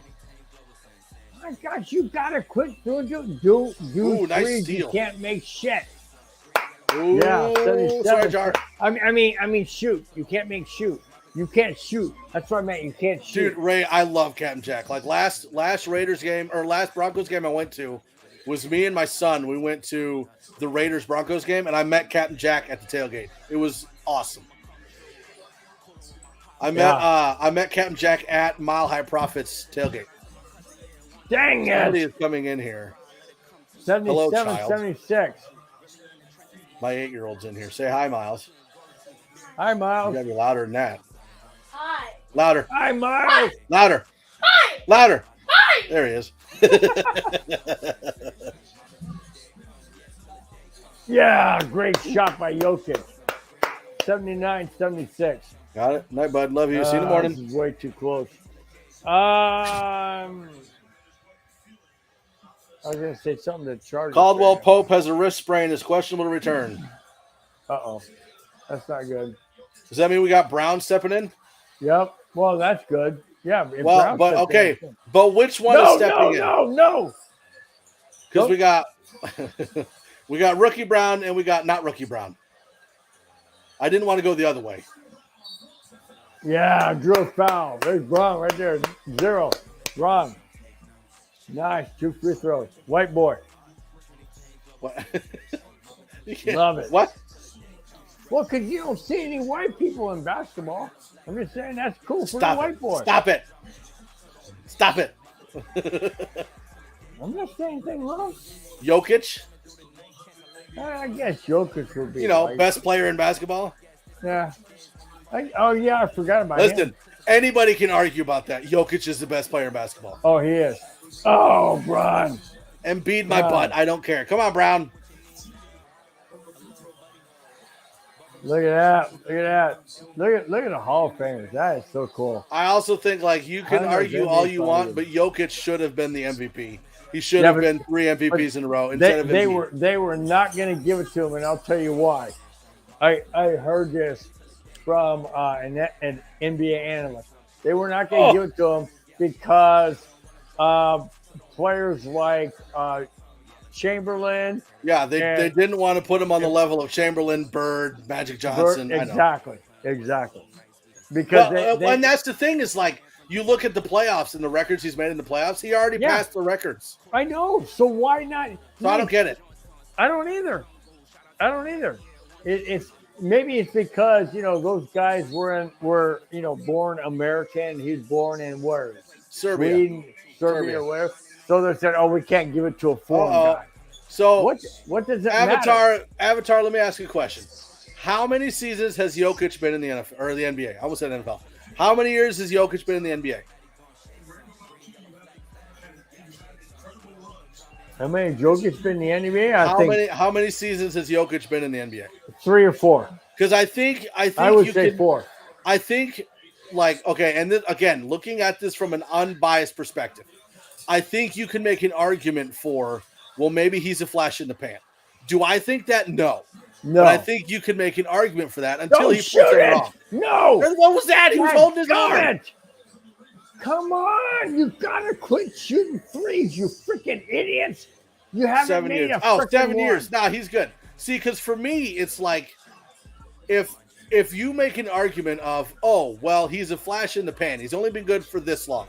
I can at least somewhat understand that argument, but not making him MVP because you don't want him on the level of these guys is stupid. I hate you. Shut up. And one of the MVP voters didn't even have him in the top 5. Yeah, that's ridiculous. That's ridiculous. I mean, Jokic is the best player in the NBA, but they don't want because they like Stephon Murray and they like these other guys. Nice defense. What a snuff that was. Well, and this is going to go into the debate that people are having all the time. Guys, slow down. LeBron James, greatest player ever. I'm sorry, but LeBron is a flopper, and LeBron would not have the records if Jordan had played as long as LeBron. I'm sorry. Yes. Do I think LeBron is top 5? Absolutely. Is LeBron top 3? I don't think so. No, not anymore. Not anymore. I think it's Jordan, Bird, Kobe. Just my opinion. Jordan, Bird, Kobe. 81-76. Timeout. Miami. Wow, what a great stuff. I think Wilt is probably 4. Wilt LeBron's 5. Chamberlain? Yeah. And then we're going to go with Abdul-Jabbar. Wow. And then I think from there you go, ooh. No, I think you got to put Shaq above Abdul-Jabbar. No, come on. And this is the reason that I say that. Obviously, Abdul-Jabbar had the scoring record, right? Well, that's why I'm saying you're going to go somebody lesser above a guy. But I think, and we've had this conversation before. I think if you're looking at most dominant centers of all time, Shaq is at the top of the list. No, I mean Jokic has to be at the top of the list now. No, nope. What do you mean no? I mean I'm talking about. Listen, how many years he's right, played. But what I'm saying is Jokic can step back and make a 3. Jokic can step back and make a jumper. Jokic can basically shoot the ball anywhere on the court. Right. I'm talking like a dominating center in the paint. Will block you. He will dunk it. He will do the layup. If you look at dominating centers, Shaq's number 1.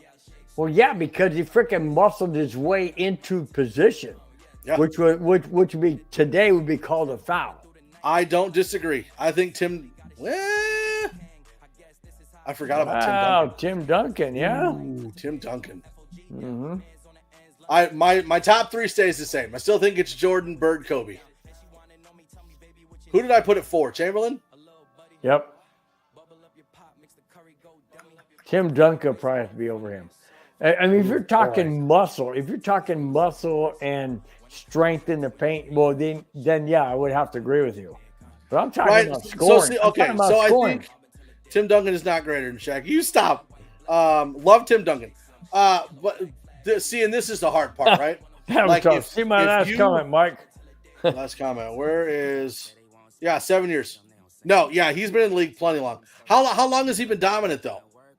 It's not all 7. Was it the last 4? 3? I don't know. No, I think that Jokic could be the greatest player of all time. He's just not there yet. But there is no bone in my body that is like LeBron's number 1. No. All right, let me ask you a question, Mike. If Jokic is clearly the MVP of the previous 2 seasons, and should have been the MVP of this season, and looks like he's going to be the MVP of the finals if the Nuggets win it tonight or win it anytime in the next 3 days or next 3 games. How can you not say he's the best? Well, okay, so here's my issue. Doesn't make sense. And again, I don't have like the big history in basketball that I do in football, right? Right. So, how many finals has Jokic gone to? Just this one? Yep. But he's doing things that nobody's ever done. Because He's here's doing the things problem. that Here's the problem. Here's the problem. You can't say that Jokic is the best playoff player of all time until he hasn't lost a final. That's right? not what I'm saying. You're not listening to what I'm saying. What I'm saying No, is I'm hearing you. What I'm saying is what he has accomplished in this one series is greater than anybody else has ever done in their very first NBA no, finals. absolutely agree. And That's what I'm saying. He could be 2014, and he could be the greatest playoff player of all time. That's What I'm trying saying to is say. you can't be the greatest of all time. And again, like not comparing to Michael Jordan because 2 different positions, 2 different eras. But like Jordan went to 6 finals and won 6 finals. If you go to 6 finals and win 5 but lose 1, Jordan's still the better playoff player. Like you Sure. may have beat, No. you may be better stat wise, Sure. but you're not better until. And that's the same thing with LeBron, right? Like Well, he's been to like 15 finals and won like 4. Like Right.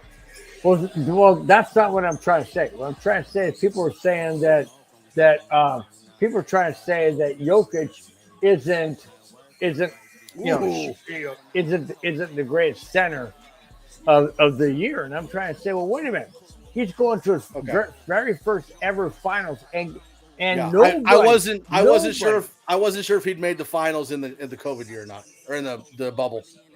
But Jokic became the first player ever in his very first finals as a center to get a triple-double. That's never happened before. That's never happened before. And he's averaging a triple-double. Yes. And that's never happened before. And he's got, what do they say, like 500 points, 250 rebounds, and like 150 assists or something like that? Yeah. Only player ever. So again, Jokic has many, many years before he stops playing, and he could be the greatest player of all time. Maybe. I don't know. But as of right now, I don't think he's up there yet. He's only played 7 years. But what I'm trying to say is right now, he is the greatest center in NBA history. No. As of right now, greatest center for what he's done in a short time. No. That's what I'm saying. No.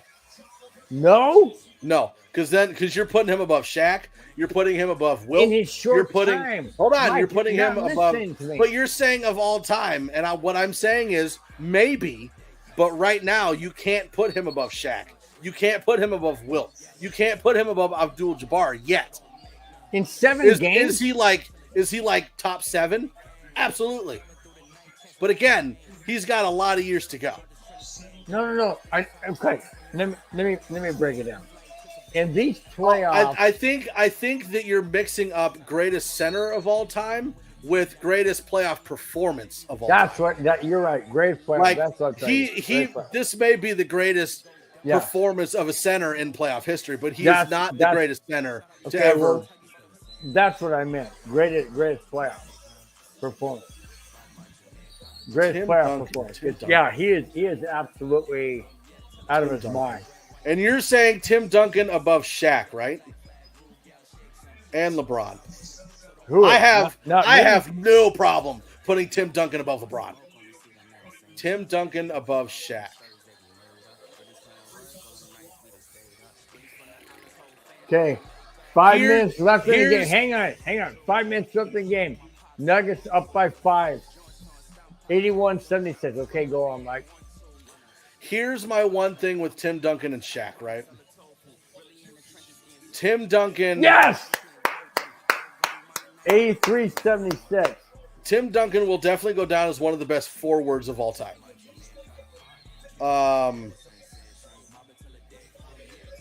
But I think when you look at the era that Tim Duncan played in, I think Shaq was a more dominant force than Tim Duncan. So I'm akin to put Duncan even with Shaq. I don't know if I think Duncan is better than Shaq. Tim Duncan. Boy, I'll tell you what, that's a pretty toss-up. That's tough, dude. One was more aggressive. One was more physical. Caldwell Pope to hit a 3. Beautiful. I think we're getting there, Bill. I think we're getting there. 86-79. 3:50 left. 3-point. Oh my gosh, he shot that from downtown. 86-82. Come on, Denver. Come on, take. No, don't shoot a 3. Missed. Dadgummit, that's like the 15th one they missed. Yeah, Porter he's having problems with his shot, dude. I know, and that could come back to bite us. There's a 3. Oh, he's getting it fouled. That's a 3. It's a 3-point. They call that on Gordon or on Porter? Porter. I think it was Porter. Let's see. I don't know. They're right there. Nobody touched him. He fell back. Nobody touched him. Nobody. Dude, he kicked Gordon in the balls. Nobody touched him. They're challenging because nobody touched him. Good. He didn't. Like, he kicked Gordon in the nuts. That was offensive. See, and this is something that the NFL needs. The NFL needs to have the option to challenge a penalty. Exactly. I totally agree. Absolutely agree. That was blatant.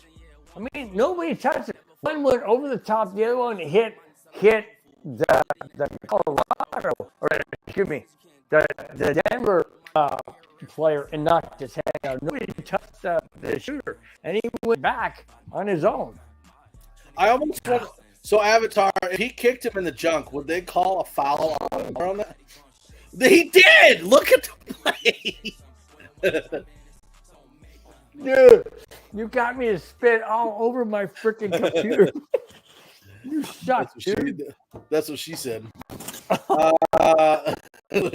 He kicked him in the junk and they called him a foul. That's what I'm saying. Oh my if they challenge, my microphone all wet. You suck, dude. if they challenge the foul, you always say you want to do that. Can they call penalty on Butler for kicking Gordon in the junk? That's what I want to know. Does the Twig and Berries get some justice? Twig and Berries. Oh my gosh, dude. Oh. So I heard a joke, right? It was a comedian I was listening to, and he's like, "Listen, I believe that childbirth is not as painful as getting kicked in the nuts." No, I don't. People are like, "What?"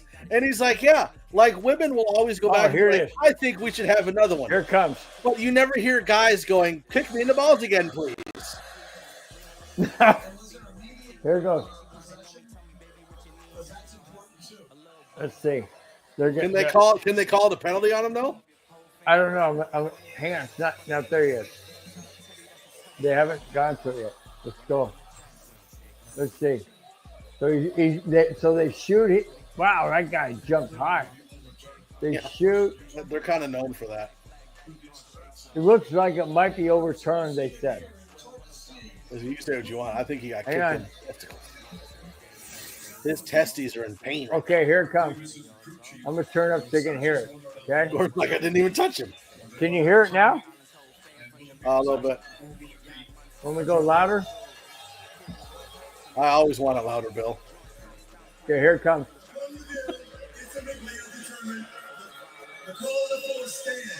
Oh, shut up. Oh. Call on the How does the call on the floor stand? He never touched him. Oh, even the commentators said they disagree. They didn't even touch him. Nope. He's going to get 3 shots at the foul line. So, can you believe that? So is this the same thing as like challenging a play on the NFL, right? Like that you have to meet certain criteria, and if you don't meet that criteria, then it stands. Yes. You know, like when you go to like review a turnover or something. If there's like not, if you don't have conclusive evidence, then the call stands. Yes. Unless you have conclusive evidence, and then you can overturn it. Right. I don't know what else you would need to make that conclusive. I don't either. If you don't have conclusive evidence, the play stands, which means they can't. It is called on the court. If you have not inconclusive, but if you have what they call what's the other one? Play stands. It's upheld. If the play is upheld, that means that it was close, but they really couldn't see. And the other one is overturned. I think we need to go on Twitter and start hashtag justice for Gordon's balls. Justice for who? Justice for Gordon's balls. Well, huh? No, we don't want to do that. That's kind of dirty, ain't it? Justice for Gordon's balls, because he just got kicked in the nuts. Oh no! Penalty was 86-85, 3 minutes left. Come on, Nuggets, don't blow this game. You're only up by 1. Dude, I'm telling you, if the Nuggets can win at home. 87-86, Nuggets trail. For 2:40 left. Oh my gosh. Okay, I gotta turn this up, man. We gotta hear this. 2.5 to go. Murray's got the ball. He's looking at 3. Pass it to Jokic. Jokic goes to the basket. Scores. 88-87. Okay, we gotta stop him. Oh, this is too crazy, dude. This is too crazy.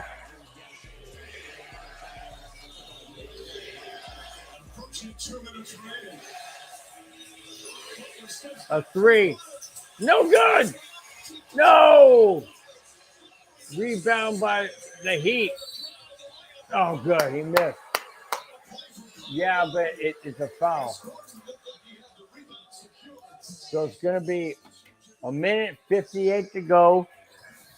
2 shots from the free throw by the Heat. Oh, yep, man. you were right, man. This is going to be a close game. Oh, man. Or was I right? Who said that? Me or you? 88. I don't remember. I was a little delusional at the beginning of the game, so I don't know. I feel a lot better, though. Well, that's good. I'm glad you feel better. Apparently, my 5-year-old might have just broken her finger, but She what? I feel fine. Your 5-year-old broke her finger? Maybe. Oh, no. They made the second free throw. Crap. Shut her finger in the door. Oh, that's good. Maybe, Not really. Well, no, not good for you. All right, come on. Here we go. A minute and a half to go. Here we go. They've got to pull this out at home.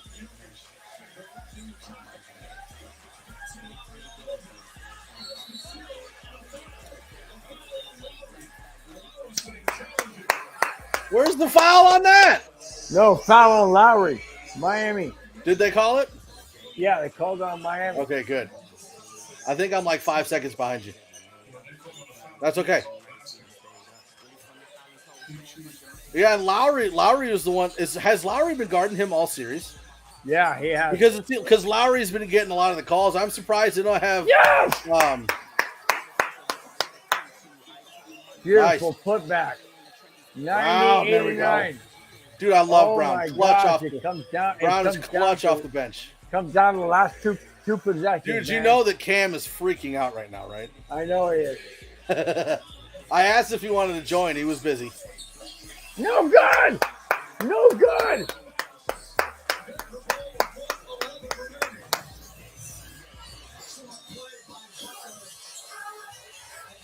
Beautiful rebound, man.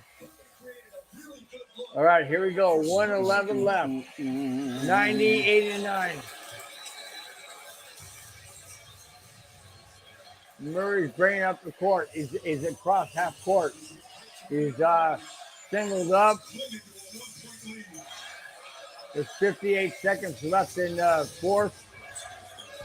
Passes off to Jokic. Jokic backs in towards the basket. Goes up. Doesn't score. Rebound Miami. 90-89. 40 seconds left. 3-pointer. Nope. Backed off. 10 seconds on the shot clock. 8, 7, 5, 4. Denver steals it. Denver steals a timeout, Miami. 24 seconds left in the game. There we go. We're getting there. We're getting there. We're getting there. We're getting there. Let's go. Let's go. Let's go. Let's go. Wow. Wow, that was crazy. I know that Mario's hanging out at DNVR bar. He's probably going nuts right now. I know. I wanted to be there. I saw that tweet, dude. I saw that tweet today, and I said, damn, I would love to be at DNVR. Okay, here we go. 24 seconds left. Sorry, guys. They didn't go to commercial. Up, in, yeah! 91-89. Oh, so he did come back. That's Caldwell Pope. He did come back. Come on, one more, man. Come on, one more. Come on, one more, man. That forced them to shoot for 3. Come on. Come on. Yes! 92-89. Up by 3. Yeah.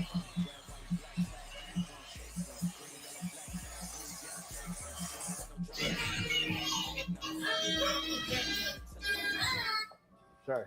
I know that you're not like a big WWE guy, but like I see Caldwell Pope with his thumb all taped up, and I think he's going to give him the Samoan spike. Just yeah. Yeah.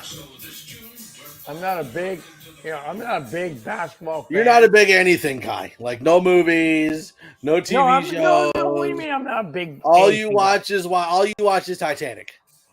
No, I'm a big football fan. I'm a big Bronco fan. I'm a big Avalanche fan. Chargers fan. Big Cubs fan. I mean, there's the banner right there. I'm a big Cubs fan. But I love the Nuggets. I've always liked the Nuggets, but because I'm not a big basketball fan, I'm gonna get into it. But when they beat the Lakers, I'm like, okay, all right, I'm gonna check it out. I think I've always been like a player guy, right? Like there are some football fans that are like Peyton Manning fans, and it doesn't matter if you play the Colts or the Broncos, they're Peyton Manning fans, right? Like I was a Jordan fan, and then I was a Kobe and Shaq fan. I think this is probably the first time I've liked a team and not a player. Like Jokic is awesome. He's not my favorite player. Brown is the rookie Brown. Yeah.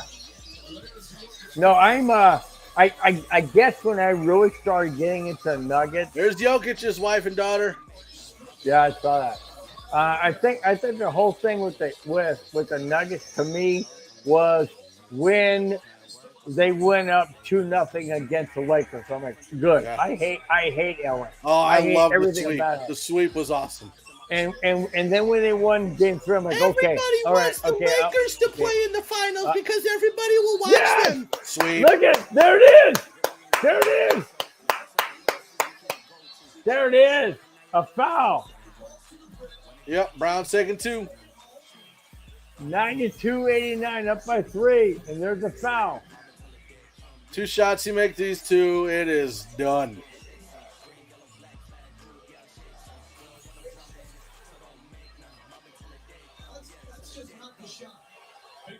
Dude, okay, so I think one of the underrated things in this 4.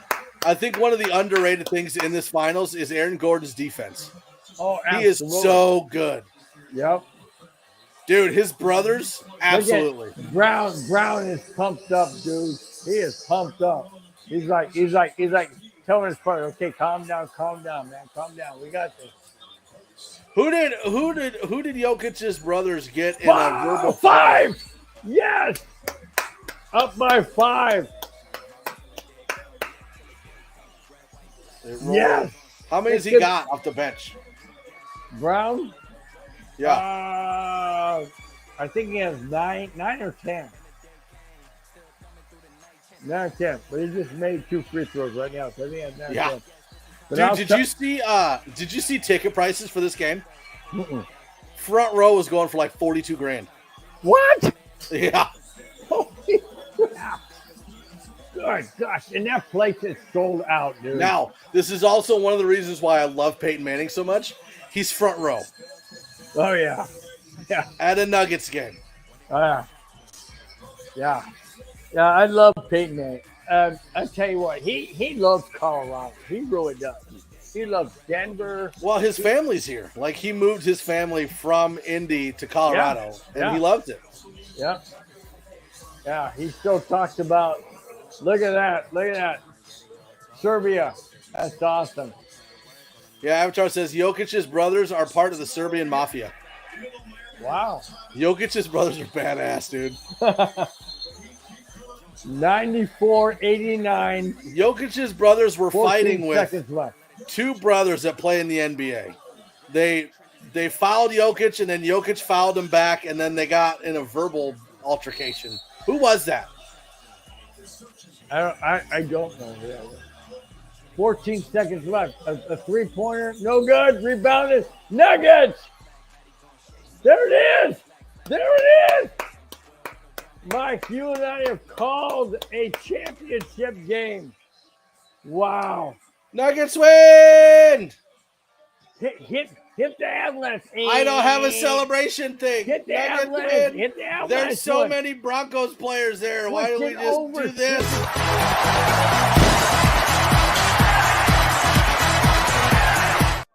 That's all I got. Sorry.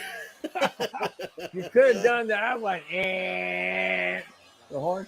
Wow. Dude, I can't. 94-89. And they won it in 5 games. Yep. Congratulations. Wow. And they win at home. Dude, that is awesome. I'm so Wow. excited. Instead of winning in Miami. Because didn't they say that, like, out of all of Denver's championships, like, all of them have been won in Florida except for one? The last one to win it at home was the Avalanche against Detroit in 1996. Yeah, and the championships before that were all in Florida. Yep.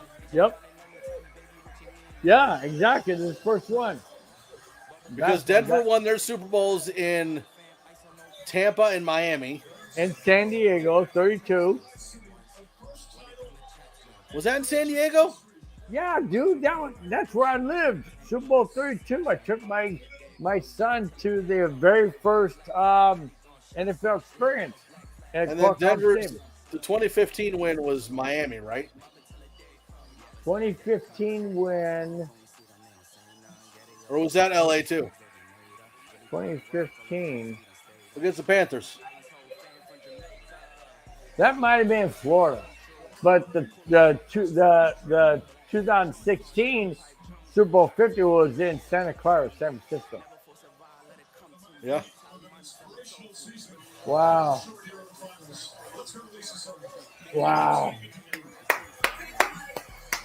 Oh, there's Jokic. Second one was in Miami. Got it.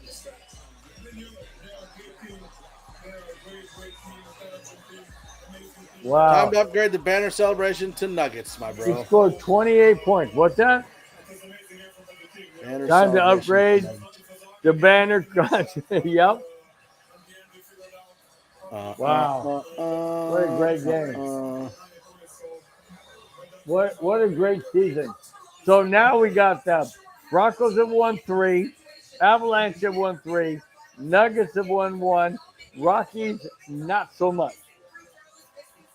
7 championships in the state of Colorado professional football. 2023 NBA champion Denver Nuggets. Yeah. How awesome is that? We had the Stanley Cup last year. We had the NBA championship this year. It's great. Santa man. Clara, there you got it. It's great. It's great to be a Colorado fan, that's for sure. Wow. He is so humble. You know, he is so humble. Man. Look at him. Wow. Wow, that's so cool. Dude, this is awesome. It is awesome. Look at Jamal Murray. He's trying to soak it in. It's like unbelievable. There you go, Charger Chris. How's that? Oh, you can't say that, dude. What? That's messed up. I can't say what. Go ahead, Charlie. Oh, I thought you were saying because he wanted yeah, the Mammoth have won. Miami. Dude, this is incredible. MVP, they're chanting MVP. I'm assuming that's Jokic. Yep. Although, again, Murray's got an argument. True. Yep. Oh, he grabbed his son. Oh, That's his daughter. that is so awesome. There's his brother. Wife, daughter, brother. Oh, There's the my other brother. gosh. Oh my gosh. Wow. His brother is just giving him hugs and kisses on his forehead. It's so cool. Oh, he came out of the stand. He came out of the stand. His daughter's like, get this hat off my head. Yeah, but his brother came out with a Serbia shirt, and that is so cool, man. That is so cool. Oh, wow. Dude, this is awesome. This is awesome. I love it. God bless. Thanks, Charger Chris. You've been awesome, man. Yeah, Charger Chris, you've been a good solid person in chat. Love you, man. Love you being here. Oh man, what a great night. What a great night for I just hope they don't burn down the city of Colorado. Yeah, that's the lacrosse team, right? Who? It's lacrosse or Mammoth? Is that lacrosse or rugby? It's lacrosse. Mammoth, I think, is rugby. Is it? I thought it was lacrosse. It might be. Okay. Brothers are throwing the coach up in the air. You know, Be careful with Malone. I just don't want the fans of Colorado to just start burning stuff down, because that's not how you celebrate. They never do. To me, how I celebrate is I run out in the front yard. I'm like, yeah, Broncos win or Avalanche win, whatever, and just have a good time. You know, pop off a bottle of champagne. You know, spray it all over the yard. Who cares? You know, it's going to get watered out the next day anyways. And then just, you know, come back in the house, have a glass of champagne with my wife and myself, and just say, hey, you know, congratulations, and be done with it. You don't go out and burn somebody's house down or break into somebody's business because you think you can. Why? Because you're stupid. Because you're ignorant and you're an idiot. That's why. And I have no respect for that. No respect for that whatsoever. You know, to me, when something happens, when something is joyful or happy in my life, I'm happy. I want to celebrate. I don't want to go and destroy something. When I'm mad, I don't want to go destroy something because I know that's not the right thing to do. So I try and check my emotion stuff. But you don't do that. When a team wins a championship, you're going to go lose someplace and call it you're happy? No, you're stupid. You're an idiot. Check yourself.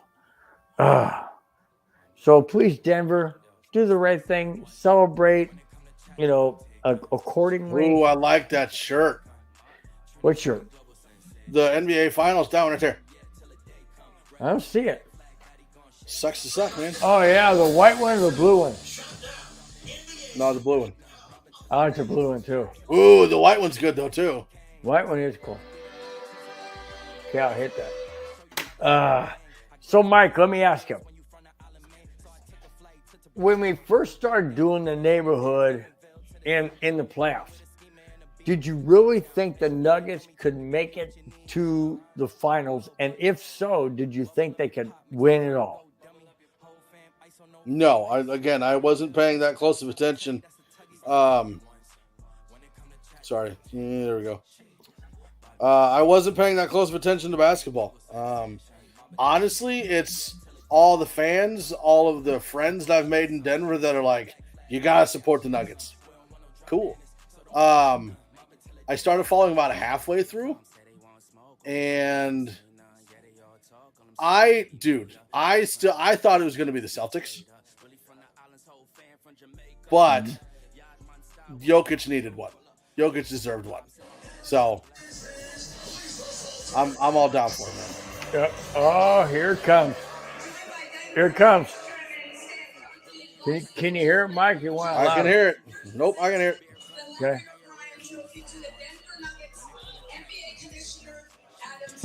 Wow. Thank you, Lisa, and to the Miami Heat. Congratulations. Boo. Conference champion. What an incredible game we saw tonight. Stan and Josh Bronco. Listen, it was a good game. Oh. Michael Malone. Oh, that's right. I was going to say Stan Kroenke. That's right. Stan Kroenke. Stan Kroenke does own him. That's right. There he is. There's Stan Kroenke.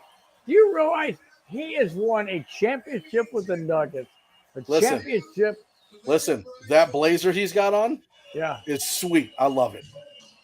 He's won a championship with the Nuggets, a championship with the Avalanche, and championship with the LA Rams in the last 7 years. Yeah. Oh, my gosh. Wow. Go Nuggets! Stan Kroenke. Wow. What Dude, that trophy's bigger than I thought it was. Oh, yeah. That thing's huge. It's bigger than the Super Bowl one. Yeah. Kroenke has a championship in football, hockey, lacrosse, soccer, and now basketball. Right there. Oh, my gosh. What up, Pablo? Unbelievable. And so it means a lot to us to be able to get this done. And the fans, we couldn't have done it without them. So fantastic. Congratulations to coach, the players, the whole organization. But you got to love that city. Wow. I ask you about your superstar.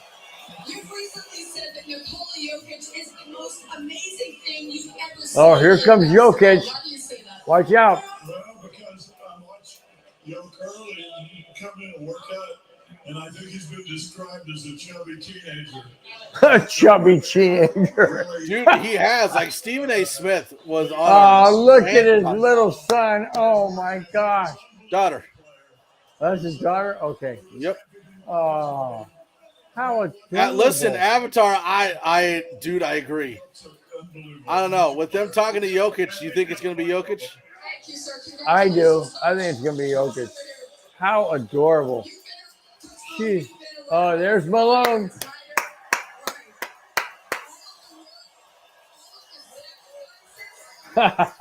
He's like pumping up the crowd.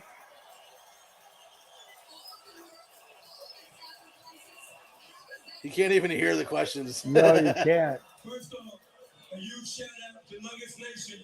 We love you guys. We love you guys. There you go. Best fans in the world.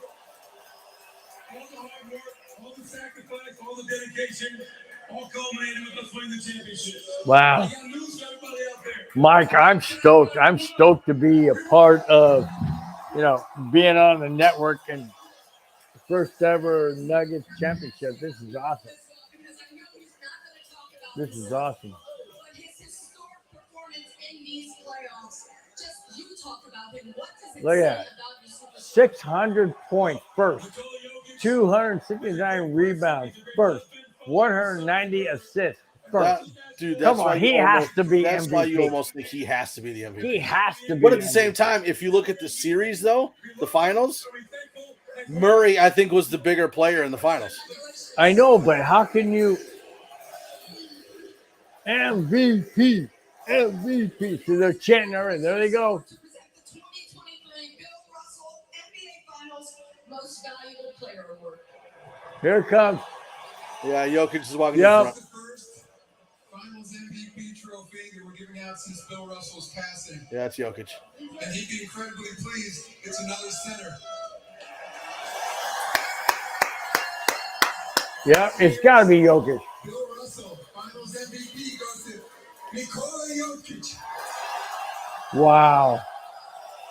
Daughter's like, "What's up? What are we doing?" But you see what I'm saying? He didn't win the NBA season He should've. MVP, but He he should've. won the championship MVP, which is most valuable. I mean, obviously. Does he get a car? He should keep the trophy and give Murray the car or the money. Oh, absolutely. Yeah, look at it. Guy dressed up like a Joker. You never envisioned any of this for yourself. Being an all-star or a two-time MVP. I figured that was Mario. Yeah. To now just to be a champion, to be able to celebrate with your family. Wow.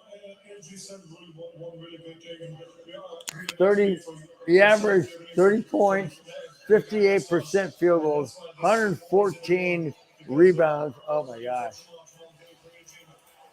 Not 104. I mean 14 rebounds. You want to take that down so she can come in? I can take it. Hey.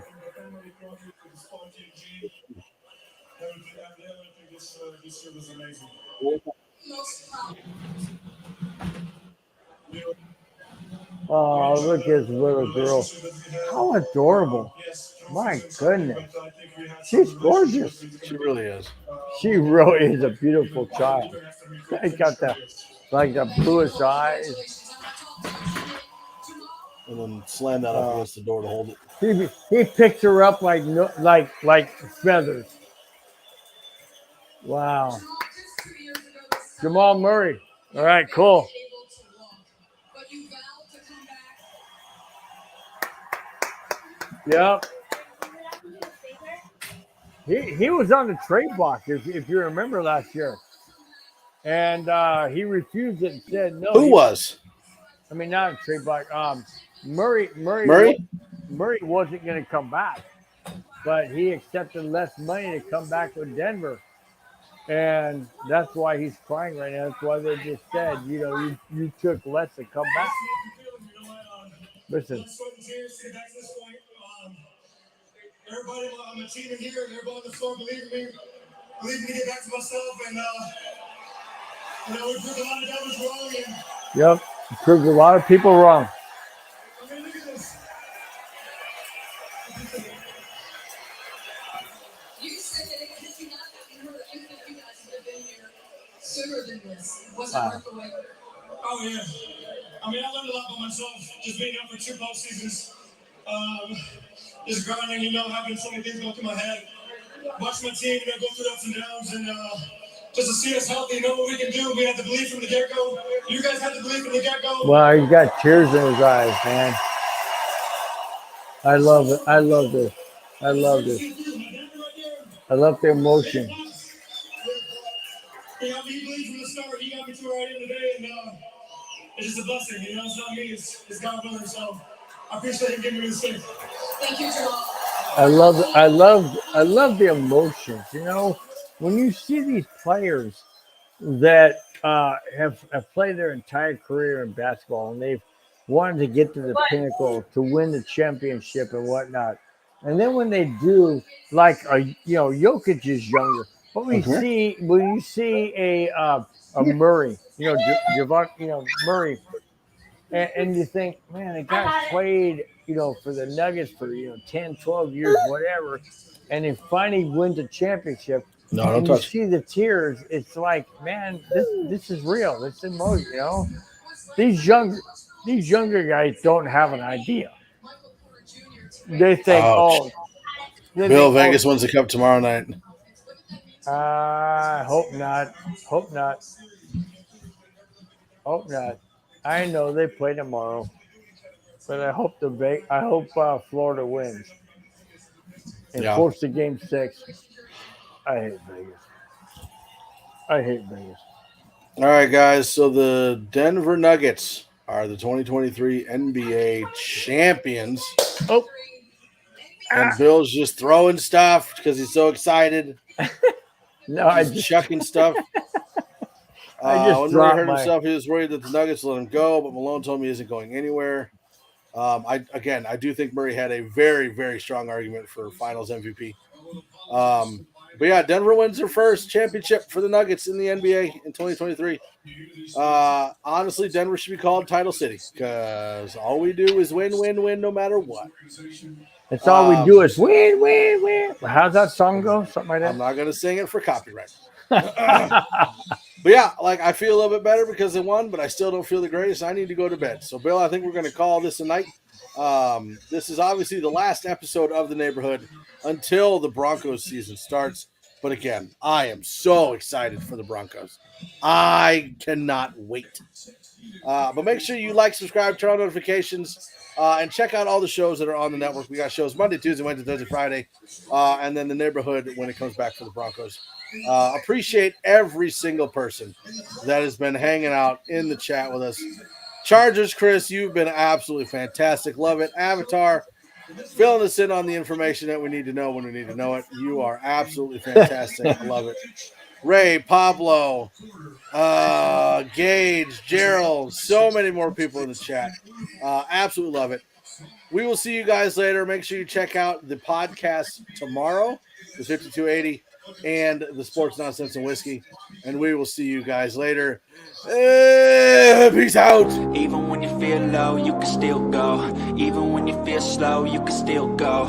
Even when there's no hope, you can still go. I never answer to no, man, I still go.